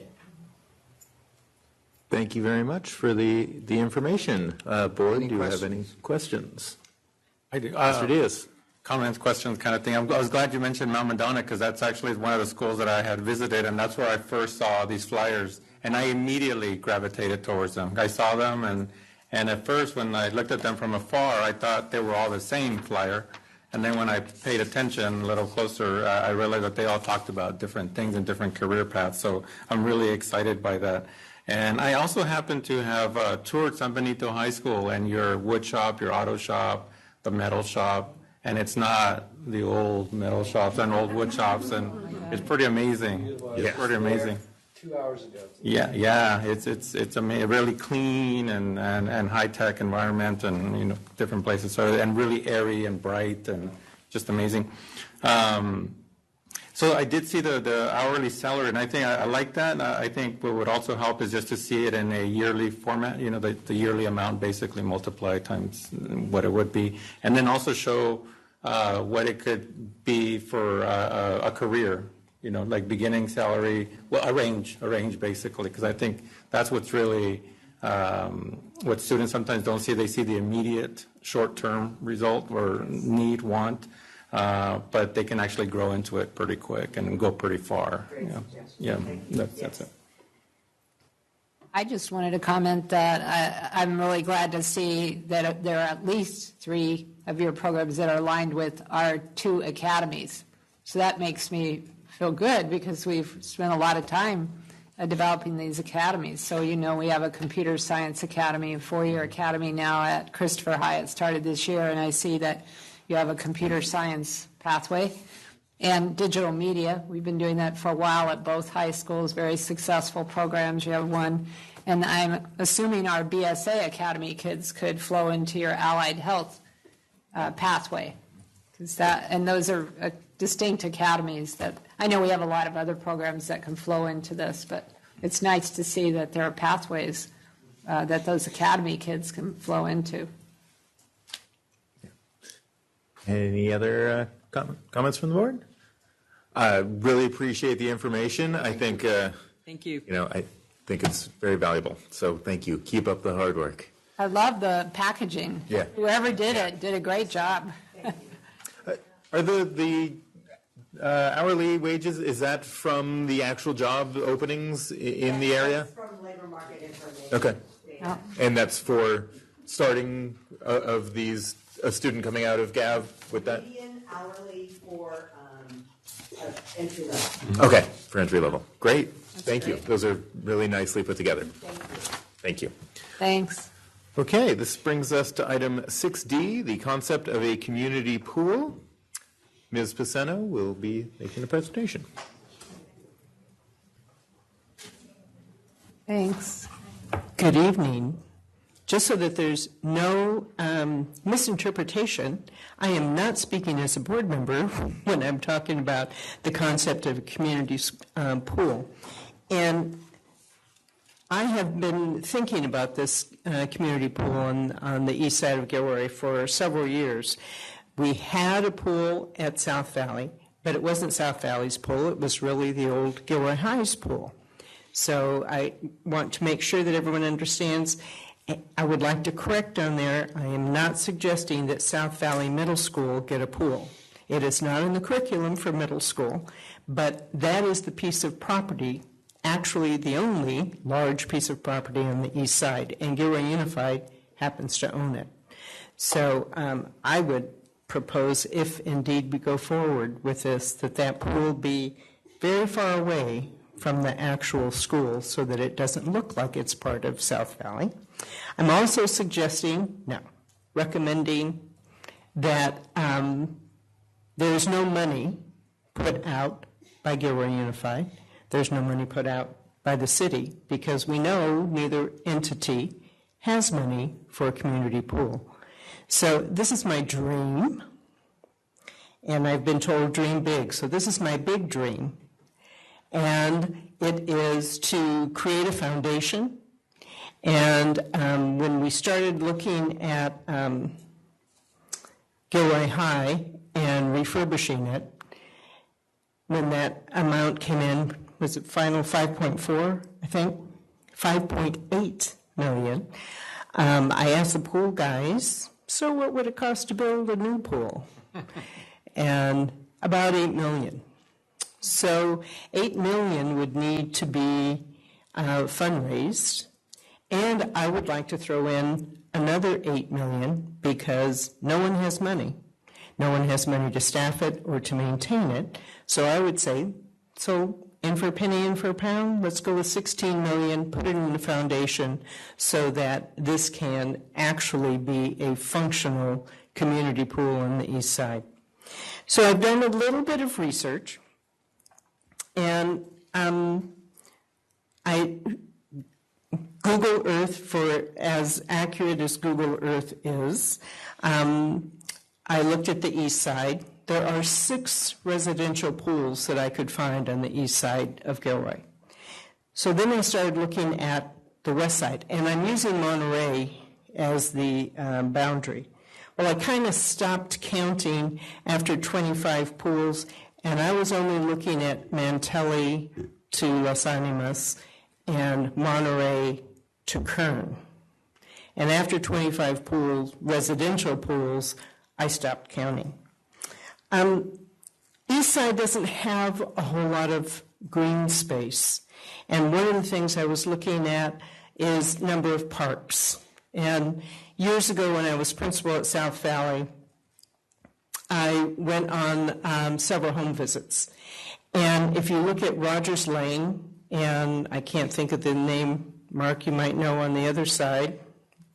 There's Rogers Lane, and there's the other one with lots of apartments. So when I went to those home visits, kids were using the stairs in the apartment buildings as their jungle gyms and as their play areas, because there were no green spaces for these kids at all. So I looked at parks on the east side. We have San Isidro, which has 9.25 acres. So I thought, well, maybe that place, that would be the place to put a community pool. But then we're taking away green space, very, scarce green space on the east side already. Then we have Butcher Park and Forest Park. Forest Park has 0.25 acres, and Butcher Park has less than that. So there are, I believe, 16 parks in Gilroy, 3 of them on the east side. I understand why that is, and I'm not pointing fingers and blaming, I'm just stating facts. When you have development on the west side and developers are giving land and creating parks, that's what happens. The old part of Gilroy, there's not development coming in, it's already developed, and there's no open space. So 4 of those residential pools, by the way, are north of Leavesley in what we used to call the President's Courts, which is behind the old Chevys. So tonight, I come to you, board members, and ask concept only, not to take any action, but I would like to head up a group of citizens in Gilroy to go forward with the concept of a community pool on the east side of Gilroy, and Gilroy Unified happens to have the land.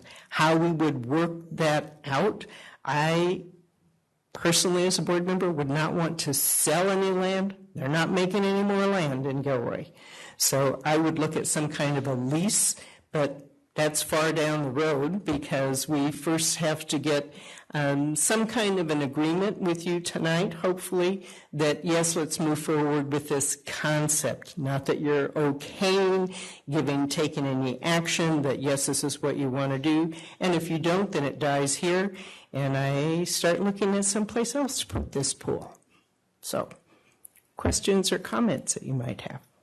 Thank you for the presentation. Board members, Mr. Good? Well, I'd just like to note first, we can't agree to anything because this is for discussion only, so we could talk about what our inklings are. And then secondly, you can't forget the fact that until there's an actual thing, there's the actual foundation, there's actually money. Exactly. And there's actually an agreement from the only rational agency that could actually run a program there with the city, there's nothing to agree to. Add to that the fact that after the next election, this may not represent the board. So this deal is going to be made with the future board. So with all those provisos, we can state what our current opinion is as we're currently on the board, but you got to realize that's subject to change. Sure. So, and I assume that this is a 5 to 10 year project. This is not anything that's going to happen even in the next 2 years. But let me tell you why all of a sudden I felt some urgency to bring it, which is we're starting to plan within the next year for South Valley and redoing South Valley. If this isn't part of that plan, then it'll never happen. And I didn't want to, people have asked me whether they should come to the meeting tonight, and I said no, because without some kind of an idea from this current board whether to move forward, it seemed putting the cart before the horse to develop a group of folks to move forward without some kind of an inclination from our current board whether we should even start looking at this. And then continuing, so all that said, my inclination would be to not say yes, absolutely, but it was very strong. First of all, I support the direction you're heading. I think it'd be great to have a pool on the east side, and to the extent acknowledging that you've already done, we don't have the money, maybe we have some land. I don't know that for sure we have the land available on the South Valley side. Now, that said, yes, now's the time. So if we look at that, I would be open to looking at that as a possibility. And if it turns out when we're developing this new plan for the new South Valley that we are going to have a sufficient amount available, and probably as a start, we need to know how much land is required in terms a half acre, whatever. And then I'd be personally open to looking at that as a possibility. And if it turns out that we're going to have a sufficient amount of land that could house a future pool, yes, I would be in favor of that. And I would say, absolutely, our first responsibility is to the students of Gilroy Unified. That goes, I'm sorry, for me, that goes without saying. If there is sufficient... Let's say it anyway. Yes, we must say it, however.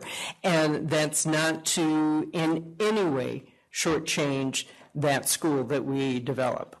But that's a huge piece of land. And I think I would like to use that, whether or not a pool is on there, as efficiently as possible, because we're not making any more. Ms. Munchie. Had a question about that piece of property. Do we have any even tentative plan about what we will do with that piece of property? No, and I've already explained this to Linda. This is a fact. We haven't even started the planning process. At Brownell, just to give you an example, we formed a committee with lots of staff on that committee, parents. We'll have a lot of people on the committee. We planned in the committee level for a year, and then it goes to the architects for another year, let's say with DSA. So we're starting that process next year. So we haven't even started that process. We'll start it next year. It'll probably take us about a year to do that at the site level process. Then it'll go to the architects for real design. And really, until we complete that process, till we've agreed on the design and we're at that stage, could we have even a discussion about the pool? Because our focus needs to be on what's best for South Valley, the new building, the new campus. I don't think we should even be thinking where would the pool be at this point. We should be thinking what's in the best interest of South Valley Middle School for 70 to 100 years for the new school. We do that design process, which will probably take a couple years, and then we come back and we have a discussion about, okay, now that we've designed the school, which even after the first year, when we do our process like we did with Brownell, we'll have a very good sense of where the buildings are going to go and all that stuff. Then we could talk about, would there be land and the amount of land that would be needed for a community pool, because my thinking is it should also include parking. Right. So that could be more than a half an acre. That could be 2 or 3 acres. Then, does the board want to designate a piece of land for this community pool? And then we could talk about it. But we need to do the South Valley process first. I would agree. So, Linda, I really support your idea. Just having been part of that community, I see the need for a pool. But I also agree that I think the general plan that you have of setting the foundation, who's that foundation, how much money can they actually raise, maybe instead of focusing on where the property is going to be, that might be a good place to start. And as a community member, I'm more than happy to join in on that. But as a board member right now, I agree that our priority should be looking at what South Valley will look like and what the students in that community will look like. But I'm more than happy to support you as a community member in looking at what the foundation looks like, what the funding looks like, and then look at any piece of property on that side of town, because I'm sure there are other options that we can figure out. There aren't a whole lot. No. That's the issue, which is why I wanted to bring in here. If there's pardon me, but you know me, if there's a snowball's chance in hell of this pool being on that property, we need to start looking at it now. I don't like to live my life with regrets, and I would hate in a year or 2 years down the road regretting that I didn't bring this forward, and gee, we could have done something with that land, and maybe we could have. So, as a former principal of South Valley and as a longtime district employee and as a member of the board, I absolutely believe that our first and foremost responsibility is to South Valley, and I'm really excited about redoing that school. Finally. And then, of course, we have the wonderful high-speed rail that continues to lurk out there somewhere, But I just want to put it forward so that if there's a chance and if we can, I just don't want to say, gee, maybe if we had known this, we would have done something else. So that's why I wanted to bring it. Any other questions? Mr. Doyle? As the longtime pool technician for Gilroy, it doesn't matter, to be more realistic, it wouldn't matter if we build it at South Valley or somewhere else. You should add about $5 million more to your estimate, because once you build the pool, then you have the maintenance of obtaining it, but then the federal, state, and county comes in and says, you need this, this, this, and this. And speaking from experience, when you mention pools, the price doubles for whatever you want. Which is why $8 million for the pool and another $8 million to maintain and staff it. So I'm looking at $16 million. And I'd add another $5 million for lane lines. And I would love to. And I think there's money in this community to do it, frankly. I hope so, because I really hated it when we closed South Valley. We tried busing people to Christopher, which did not work at all. Not one person got on the bus. Well, So and I we got to need tell you, a pool in that area. I think that was a generous thing to say, okay, let's get a bus and take them over to Christopher. I'm sorry, I was that poor brown kid, and there is no way in the world I would get on a bus and go to Christopher and get off that bus and have people say, oh, look, there are the poor brown kids coming from the east side. I would die before I got in a pool and did that. And that's why that would be humiliating, and I wouldn't put myself through that, even if I did want to swim in a pool. And I know that the last few years that the summer program at South Valley was not very popular. I have no idea why, because when I was principal up until 2002, that pool was packed over the summer. So I don't know what happened to change that. I've been doing a little investigating about community pools, and it's kind of a mixed bag. Some of them are closing, and they're opening others. So the city kind of pulled out their interest in that pool and went to Christopher, and just the program just died. And then the pool. We're not going to blame. No blame. Well, the pool was down a lot. I can remember weeks on end it would be down. Right. Yeah. The pool was built in 1955, and it was starting to show its age. It leaked a lot. Trustee Diaz.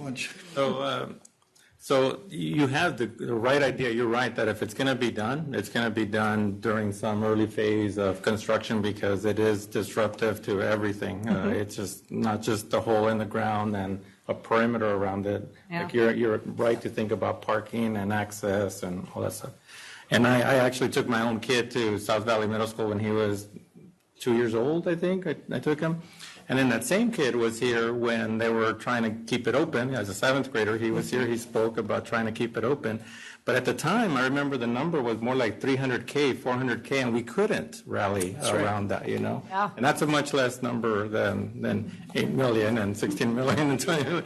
And 8 million is in today's dollars, you know, obviously inflation and 2%. 5 to 10 years from now, who knows what that'll be. It's going to be huge.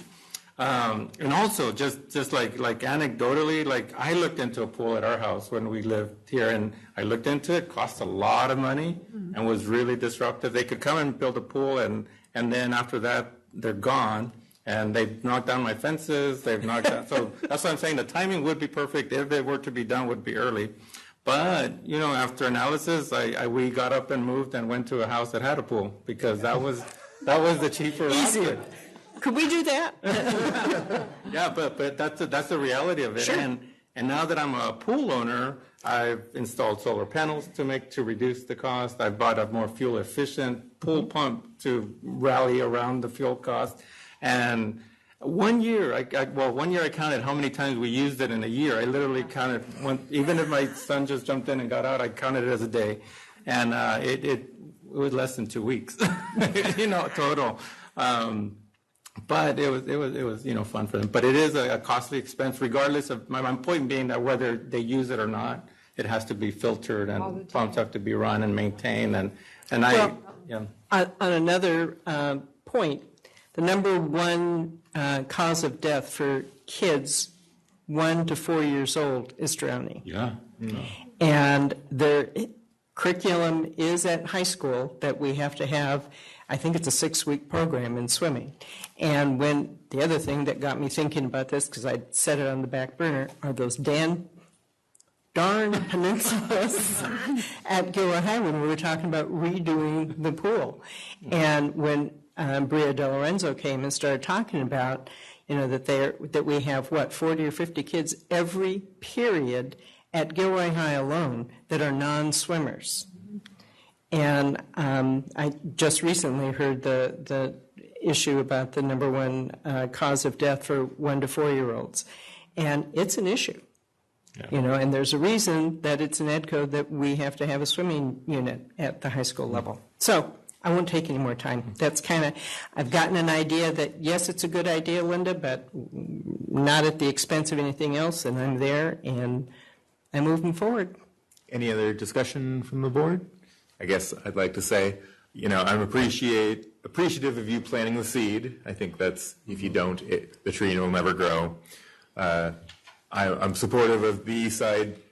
People need to learn how to swim. It's an important life skill. Yep. So the question obviously is, can we as a district afford to work with the system as we move forward with designing South Valley? I think it's a consideration, and we'll see how the acreage works out.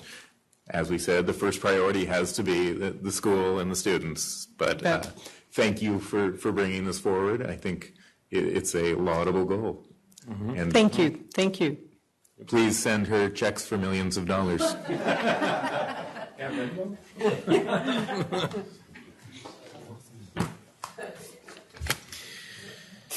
Okay, item 6E, revisions to board policy 1312.3, uniform complaint procedures. Mr. Winslow.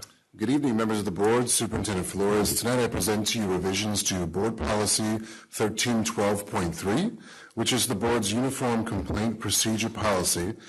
This is coming to the board for 2 rounds of revision. The first round is the board's normal process to update general board policies based on changes in law in Sacramento. So this policy has gone through those revisions, and we have reviewed those to make sure that those are acceptable.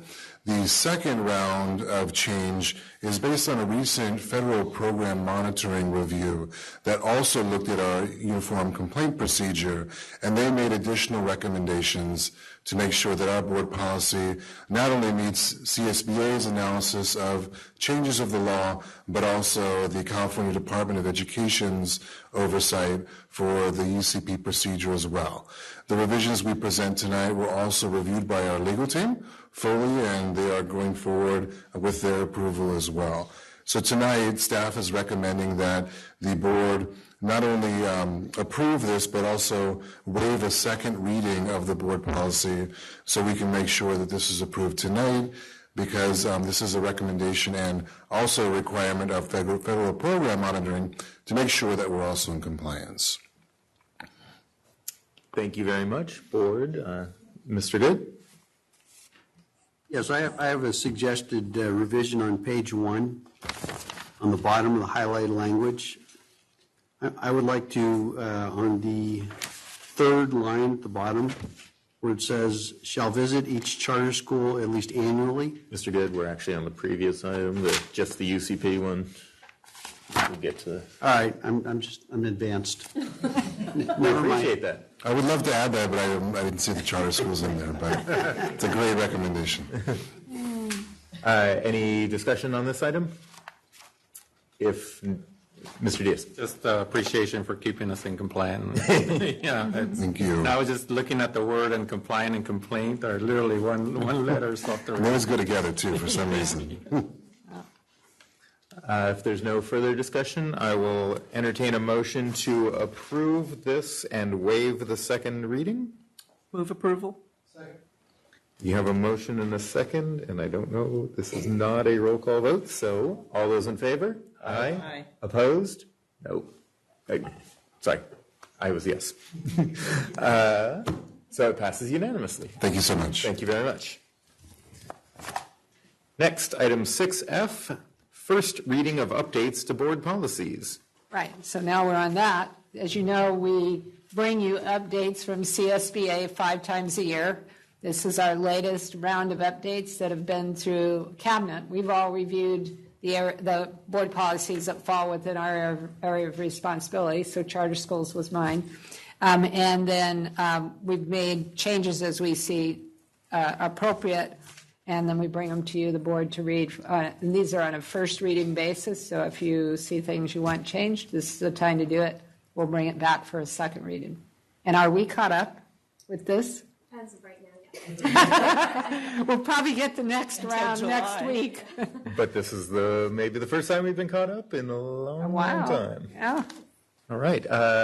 Trustees, any discussion? Mr. Good. Yes. Continuing. Sorry to interrupt. No worry. So page 1, so it says the way it's suggested, the superintendent or designee shall visit each charter school at least annually. My suggestion would be to put a period after annually, then delete the word and replace it with the board and superintendent or designee may inspect or observe any part of the charter school at any time. Because this deletion takes away the board's ability to visit the charter school at any time. Yeah. And actually, I visit 3 times a year, and board members accompany me. So that part's easy. We do that. The second part, I agree. So that's practice, but Yep. let's codify it, is Yep. what you're saying. Right. So that would be my recommendation. Good. I'm sorry, say that again, Mark? Sure. So on the third line, annually, period, cross off the word and replace it with the words the board and superintendent or designee. Okay. Yada, yada, yada. Got it.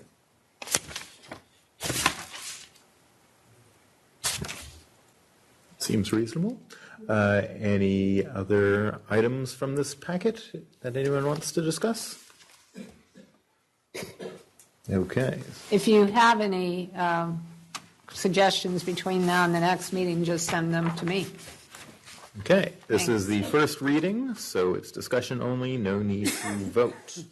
And it will come back next time. Okay. Thank you very much. Now we are on to item 7A, Resolution 1819-33, Notice of Completion of Contract with Brazos Urethane, Inc. Mr. Nato. Good evening, Board. Once again, saving the best for last. Superintendent Flores. Let's see, good evening. This evening we have a few resolutions for your approval. This one is for Brazos Urethane. This is for the roof repair at Luigi Aprea. This was put on over spring break and a little bit after, but the project is now complete, and we're ready to recommend that the board approve the notice of completion.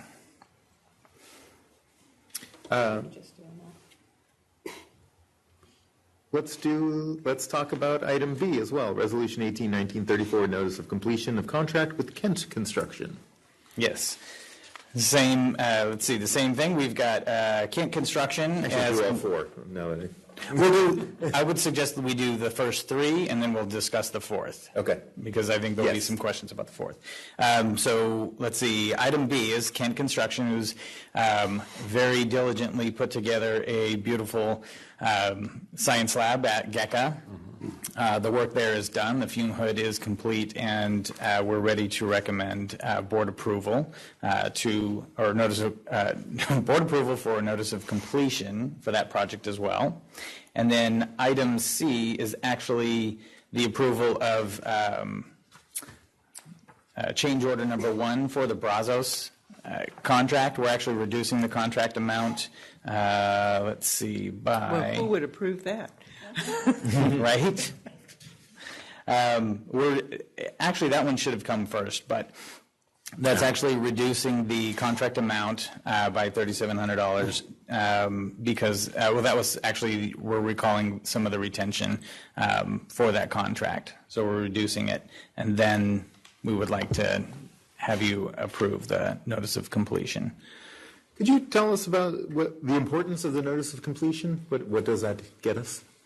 That the notice of completion, it's a resolution that we put together, and then we also are authorized to submit to the county our notice of completion for that project. It closes it out.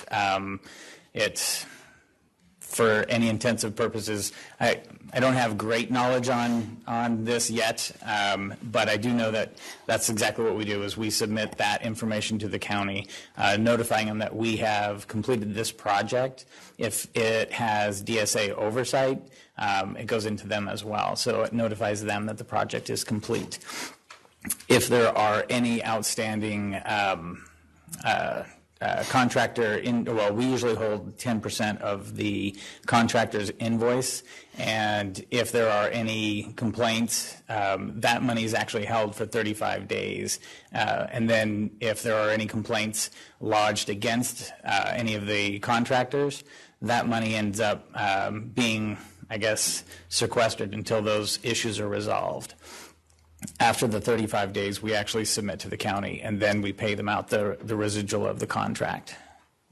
And I know if you don't do the notice of completion, that can lead to problems a decade down the road that certain districts are dealing with now. Indeed, yes. And that's a topic for another time, but good news there. Mr. Good. So does that completely close the loop with DSA? That would, you mean this particular notice of completion? Right. We would actually submit a notice to the DSA for notice of completion. That would close the project in their eyes. They would review it, and I believe we get notice back from them. I have not experienced that myself yet in this position, so that's how I understand it. The reason I'm asking is because we had scores of projects that have been done decades before that Bumbachi had to deal with. And so that's why I'm wondering, is that the step that takes care of that? Yes, actually it does. So we had, in certain projects of certain scopes, if they get beyond a certain scope, the DSA gets involved if they involve fire, life, or safety. And then when we do a notice of completion, we're specifying that it is done. They will inspect all of our work, especially if it's got an inspector of record who is really their eyes and ears on site. They will inspect those job logs and then sign off on it. That would close it out for the DSA. And that is indeed what you're, I think, alluding to, is that we have a number of outstanding contracts that were never closed out from prior projects. I will note that it's not necessarily been in the DSA for California's purview in that, say, late 90s, early 2000s. It wasn't really their, I guess, common practice to close these elements out, and a lot of districts are suffering that right now. So it wasn't a common practice, although it was set up. So a lot of districts are holding on to these projects now, and the DSA is, I think, becoming a little bit more aware that they too are holding all these projects open. So it is a joint effort. It's funny, I spend a lot of my time trying to learn this particular element because we have, right now, I think we still have about 27 items, old projects that we have done around the district. Some of them don't even exist anymore. So to get those elements cleaned up and closed out, those would relieve the liability on the district for any safety issue that still lingers on those properties.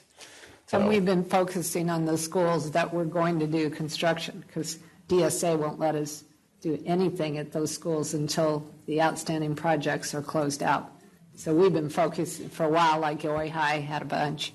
We focused on that because we were going to do some construction. Brownell's another example. We've really been, this is before Paul, we were really focused on closing out those projects where we were going to do some construction.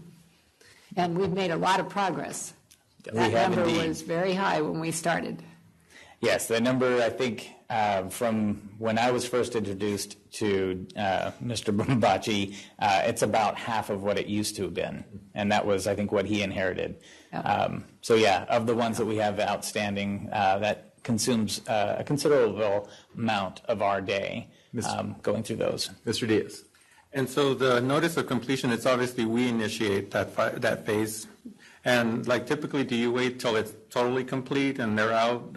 I've been to GECA campus lately, and it seems to be completely done and people can even move in, I think, and I don't see construction on site anymore. Yeah, theoretically or generally what happens in practice is our project manager will actually see the project through. They'll work with the contractors to make sure that it's done to our specifications. Okay.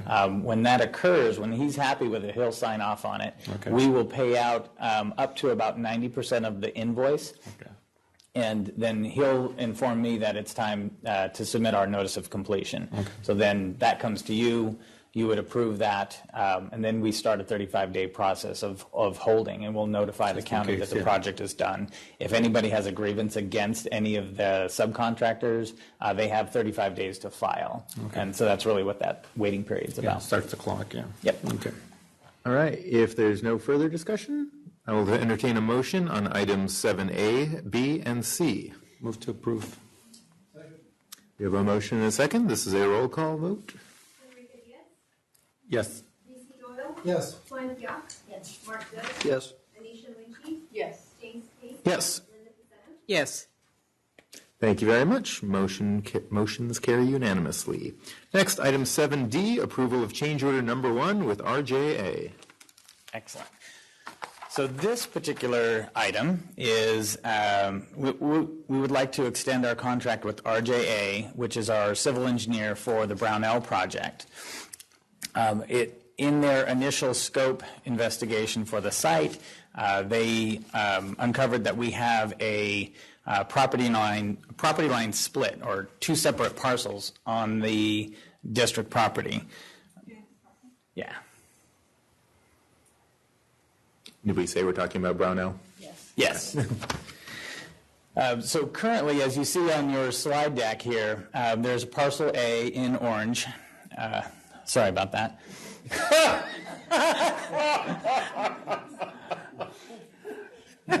I'll get to that. That's a lovely shade. Yeah.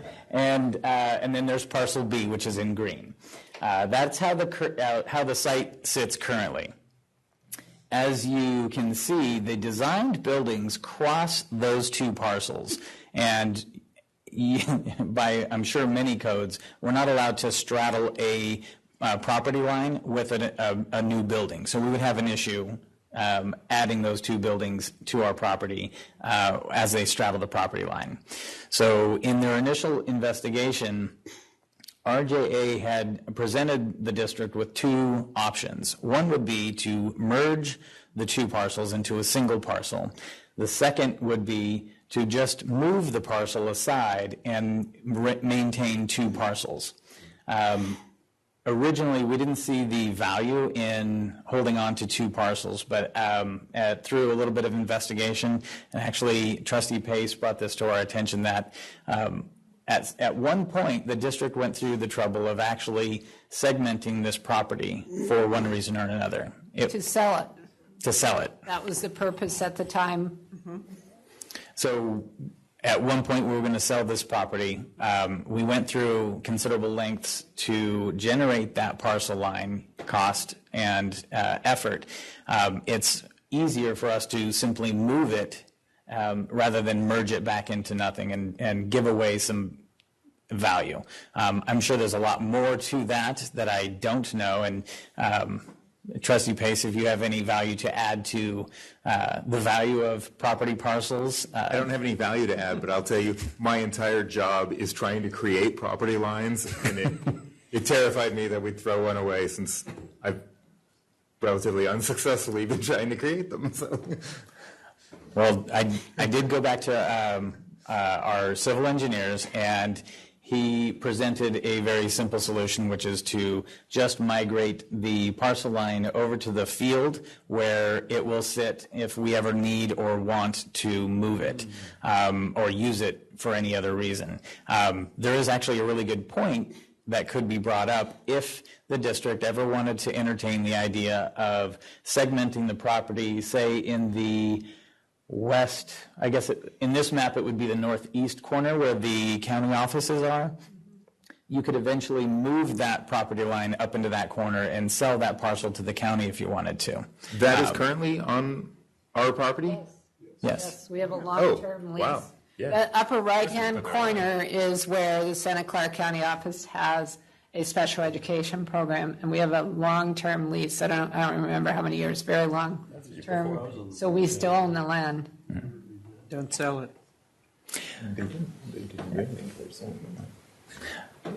Okay, Trustee Paceno. Hello. Hello. Okay, I still don't get. A pool will fit there. Yeah. I was going to say that. Not once you put those buildings in. For the public, you may not realize that. That was a joke. Those are buildings and a parking lot now, and that's why this is under discussion, because we need every bit of this property for the design that was carefully thought out by a committee for over a year, and then now has been designed by our architects. Sorry, at DSA. So those buildings and that parking lot on the end are critical to the new design. Yes. In my opinion, this is on the east side. I'm not looking at a pool. Right. Yeah. However, I still don't understand why we don't make it one parcel. Okay. So this is a pretty academic thing, right? We're likely never going to do it, but there is some value in that line. That line could be moved in the future, but once you remove it, to create a new one is an onerous process. Let me give you an example. The parcel right across the street from where I live was about, 14, 16 acres. And on it was a tear-down house and a mobile home. And a person bought it for $300,000. And so they lived in the mobile home, but they really wanted to build a house, but they couldn't afford it. So he got an idea, well, hey, maybe I could cut off 2.5 acres and sell it and finance my house. So he went down to the county and was told, no, we don't allow that. What you have is what you have. You can't make any changes. You can't subdivide it any smaller. But then the county person said, but you have the 10 feet, back rear 10 feet of the property bordering Denial Avenue is a separate lot. Why don't you just do a lot line adjustment? So he did, sold 2.5 acres, got more than he paid for the property and built his house. So having a lot line there that you can move very easily can be worth a lot of money. Don't throw away something for no reason, right? There is some value. Whether or not we ever realize that value, there's no point in throwing it away.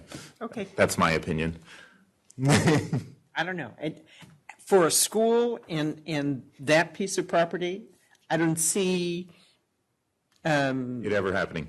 Yeah. I agree. But you never know, so you keep that in your pocket, I guess. That's my philosophy on it. All right, seeing Mr. Diaz. What did it cost initially to create that line? It was expensive. Was it? This is right before I got here, so I can't tell you the number, but it took them a long time.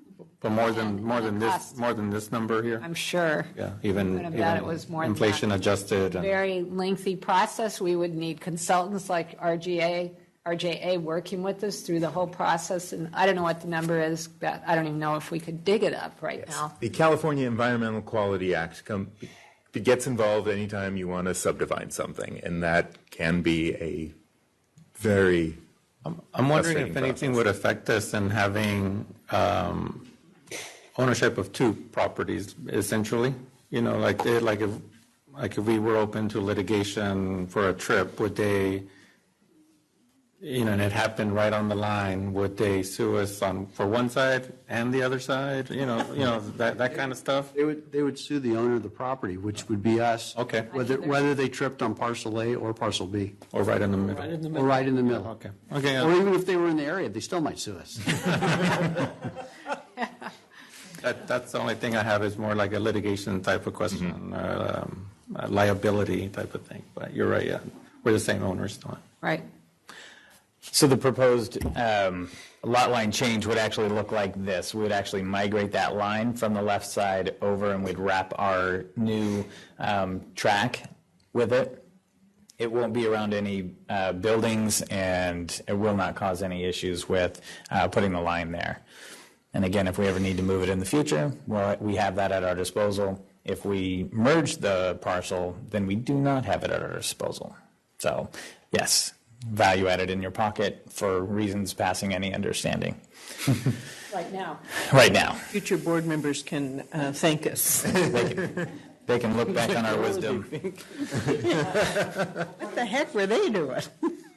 All right, if we're done talking, I will entertain a motion to approve this change order. So moved.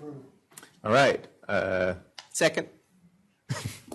Take his. Good luck, Lucy. We have a motion and a second. Weren't there multiple options? I'll withdraw mine. We have to select one of them? All right. PC gets it. Yeah. Okay. Talking about multiple options, only one option. Yeah, which option are we voting on? To adjust the contract to do a change order to make parcel C, to do a lot line adjustment to parcel C. All right, so we have a motion and a second. All those in favor? Aye. Opposed? Motion carries unanimously. Thank you for putting up with me. All right, that is, we come to item 8, board member reports. Trustee Fatt. So I attended the Los Angeles site visit in the last, I don't know when it was, but it was prior to between the board meetings. And I have to say I was really impressed with the whole brain learning strategies that all of the teachers used in the classroom. It was really great. The students were engaged. They were, the classroom management was great. So it was really impressive to see that. And that was the first time I had heard about that type of strategy. So it was really, really nice. I also was attended the transportation end of year barbecue. I was very, grateful to be invited, and I have to say, those guys know how to cook. So any parties that they invite you to, I highly recommend you attend because the food was great. Awesome. And the third thing that I wanted to bring up was I attended. It was when GECA was recognized at the Santa Clara County Board of Ed, and towards the end, I stayed kind of through the whole meeting, and the Judge Lucero was there to kind of do like a juvenile crime prevention or juvenile crime report to the board. And I was a little disturbed, and I don't know if this was true or not, but the perception is that Gilroy Unified School District is sending a lot of referrals. So. I can't talk about it. It's not on the agenda, but that assertion had been made about a year ago, and we did a lot of research into it, and they actually were counting up through adults, up to like age 22, I want to say, and a lot of the offenders were in the higher end of the age range. But I can get the information again. It's been a while, and send it in a report. Yeah, but and I kind of assumed that was also not true just because my husband also is in probation. So I'm like, what is the process? And he's all, that's not the process. So, but I think a lot of it, we have to kind of do a little bit more education out there, I think, because I would hate to think we're doing all these right things, and I would hate to think that Gilroy is perceived as a district that is sending a lot of referrals. And then they also had mentioned that they are I kind of like this quote, I think it was Judge Lucero that said it, but SROs are hammers when we need more delicate touch. Yeah, I almost came out of my chair, but that's okay.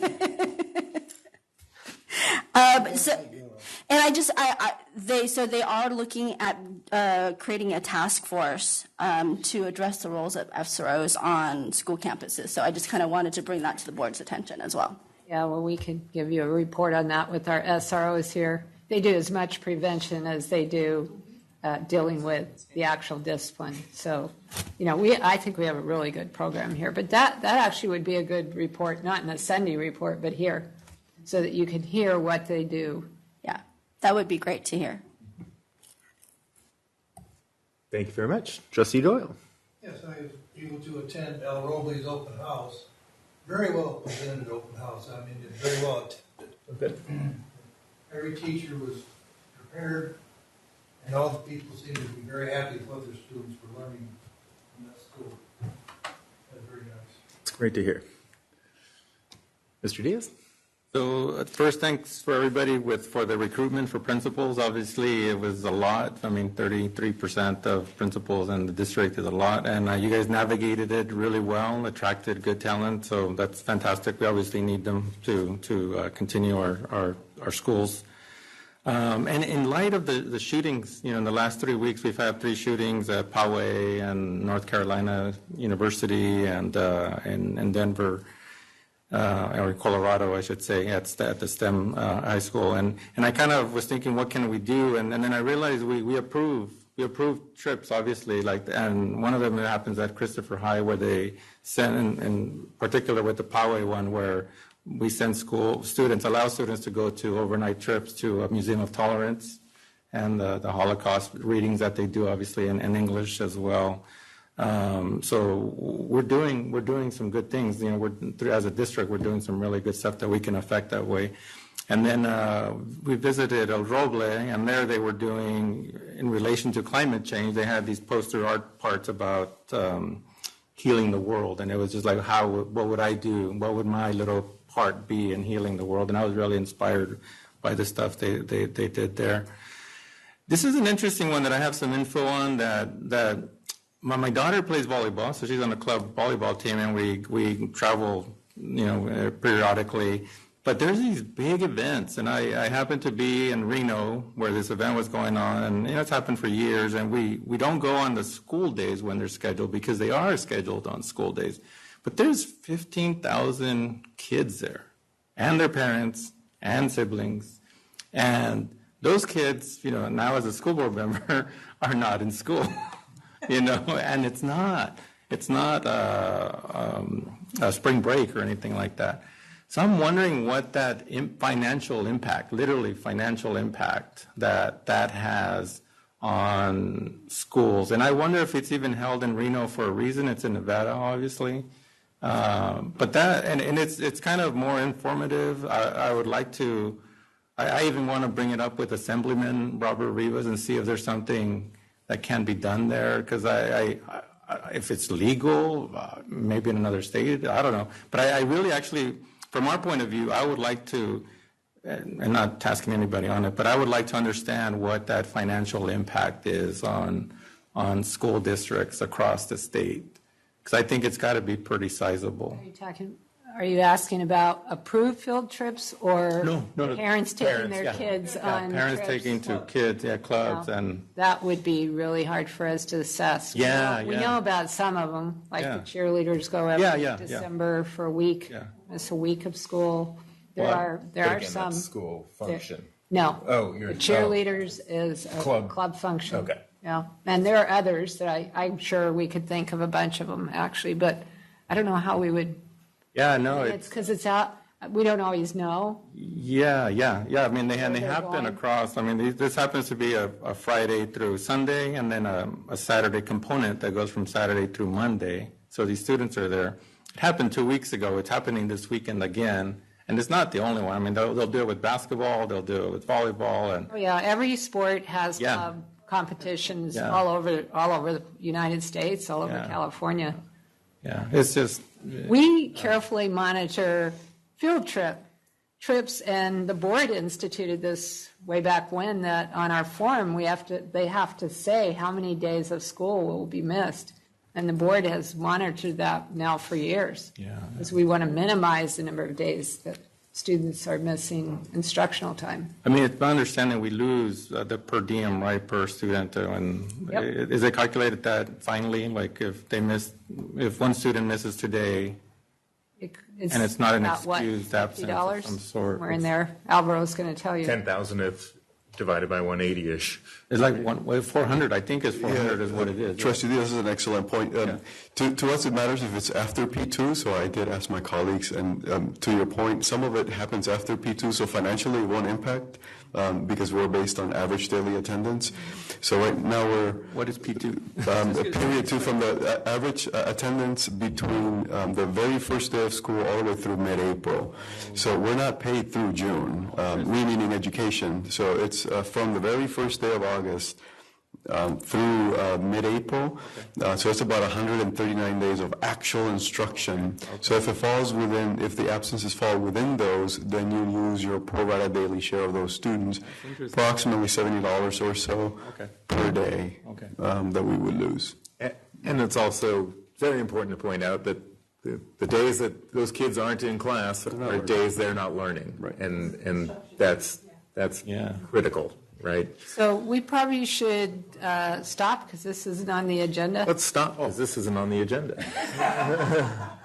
Sounds good. Any further board member reports? All right, this brings us to item 9, upcoming and new referral agenda items. Seeing none. Announcements. The next regular meeting of the Board of Education will be held on Thursday, May 30th, right here. Closed session will begin at 5:30, regular meeting at 7. The district will be posted on Friday beforehand. The board will now adjourn to closed session. I could have done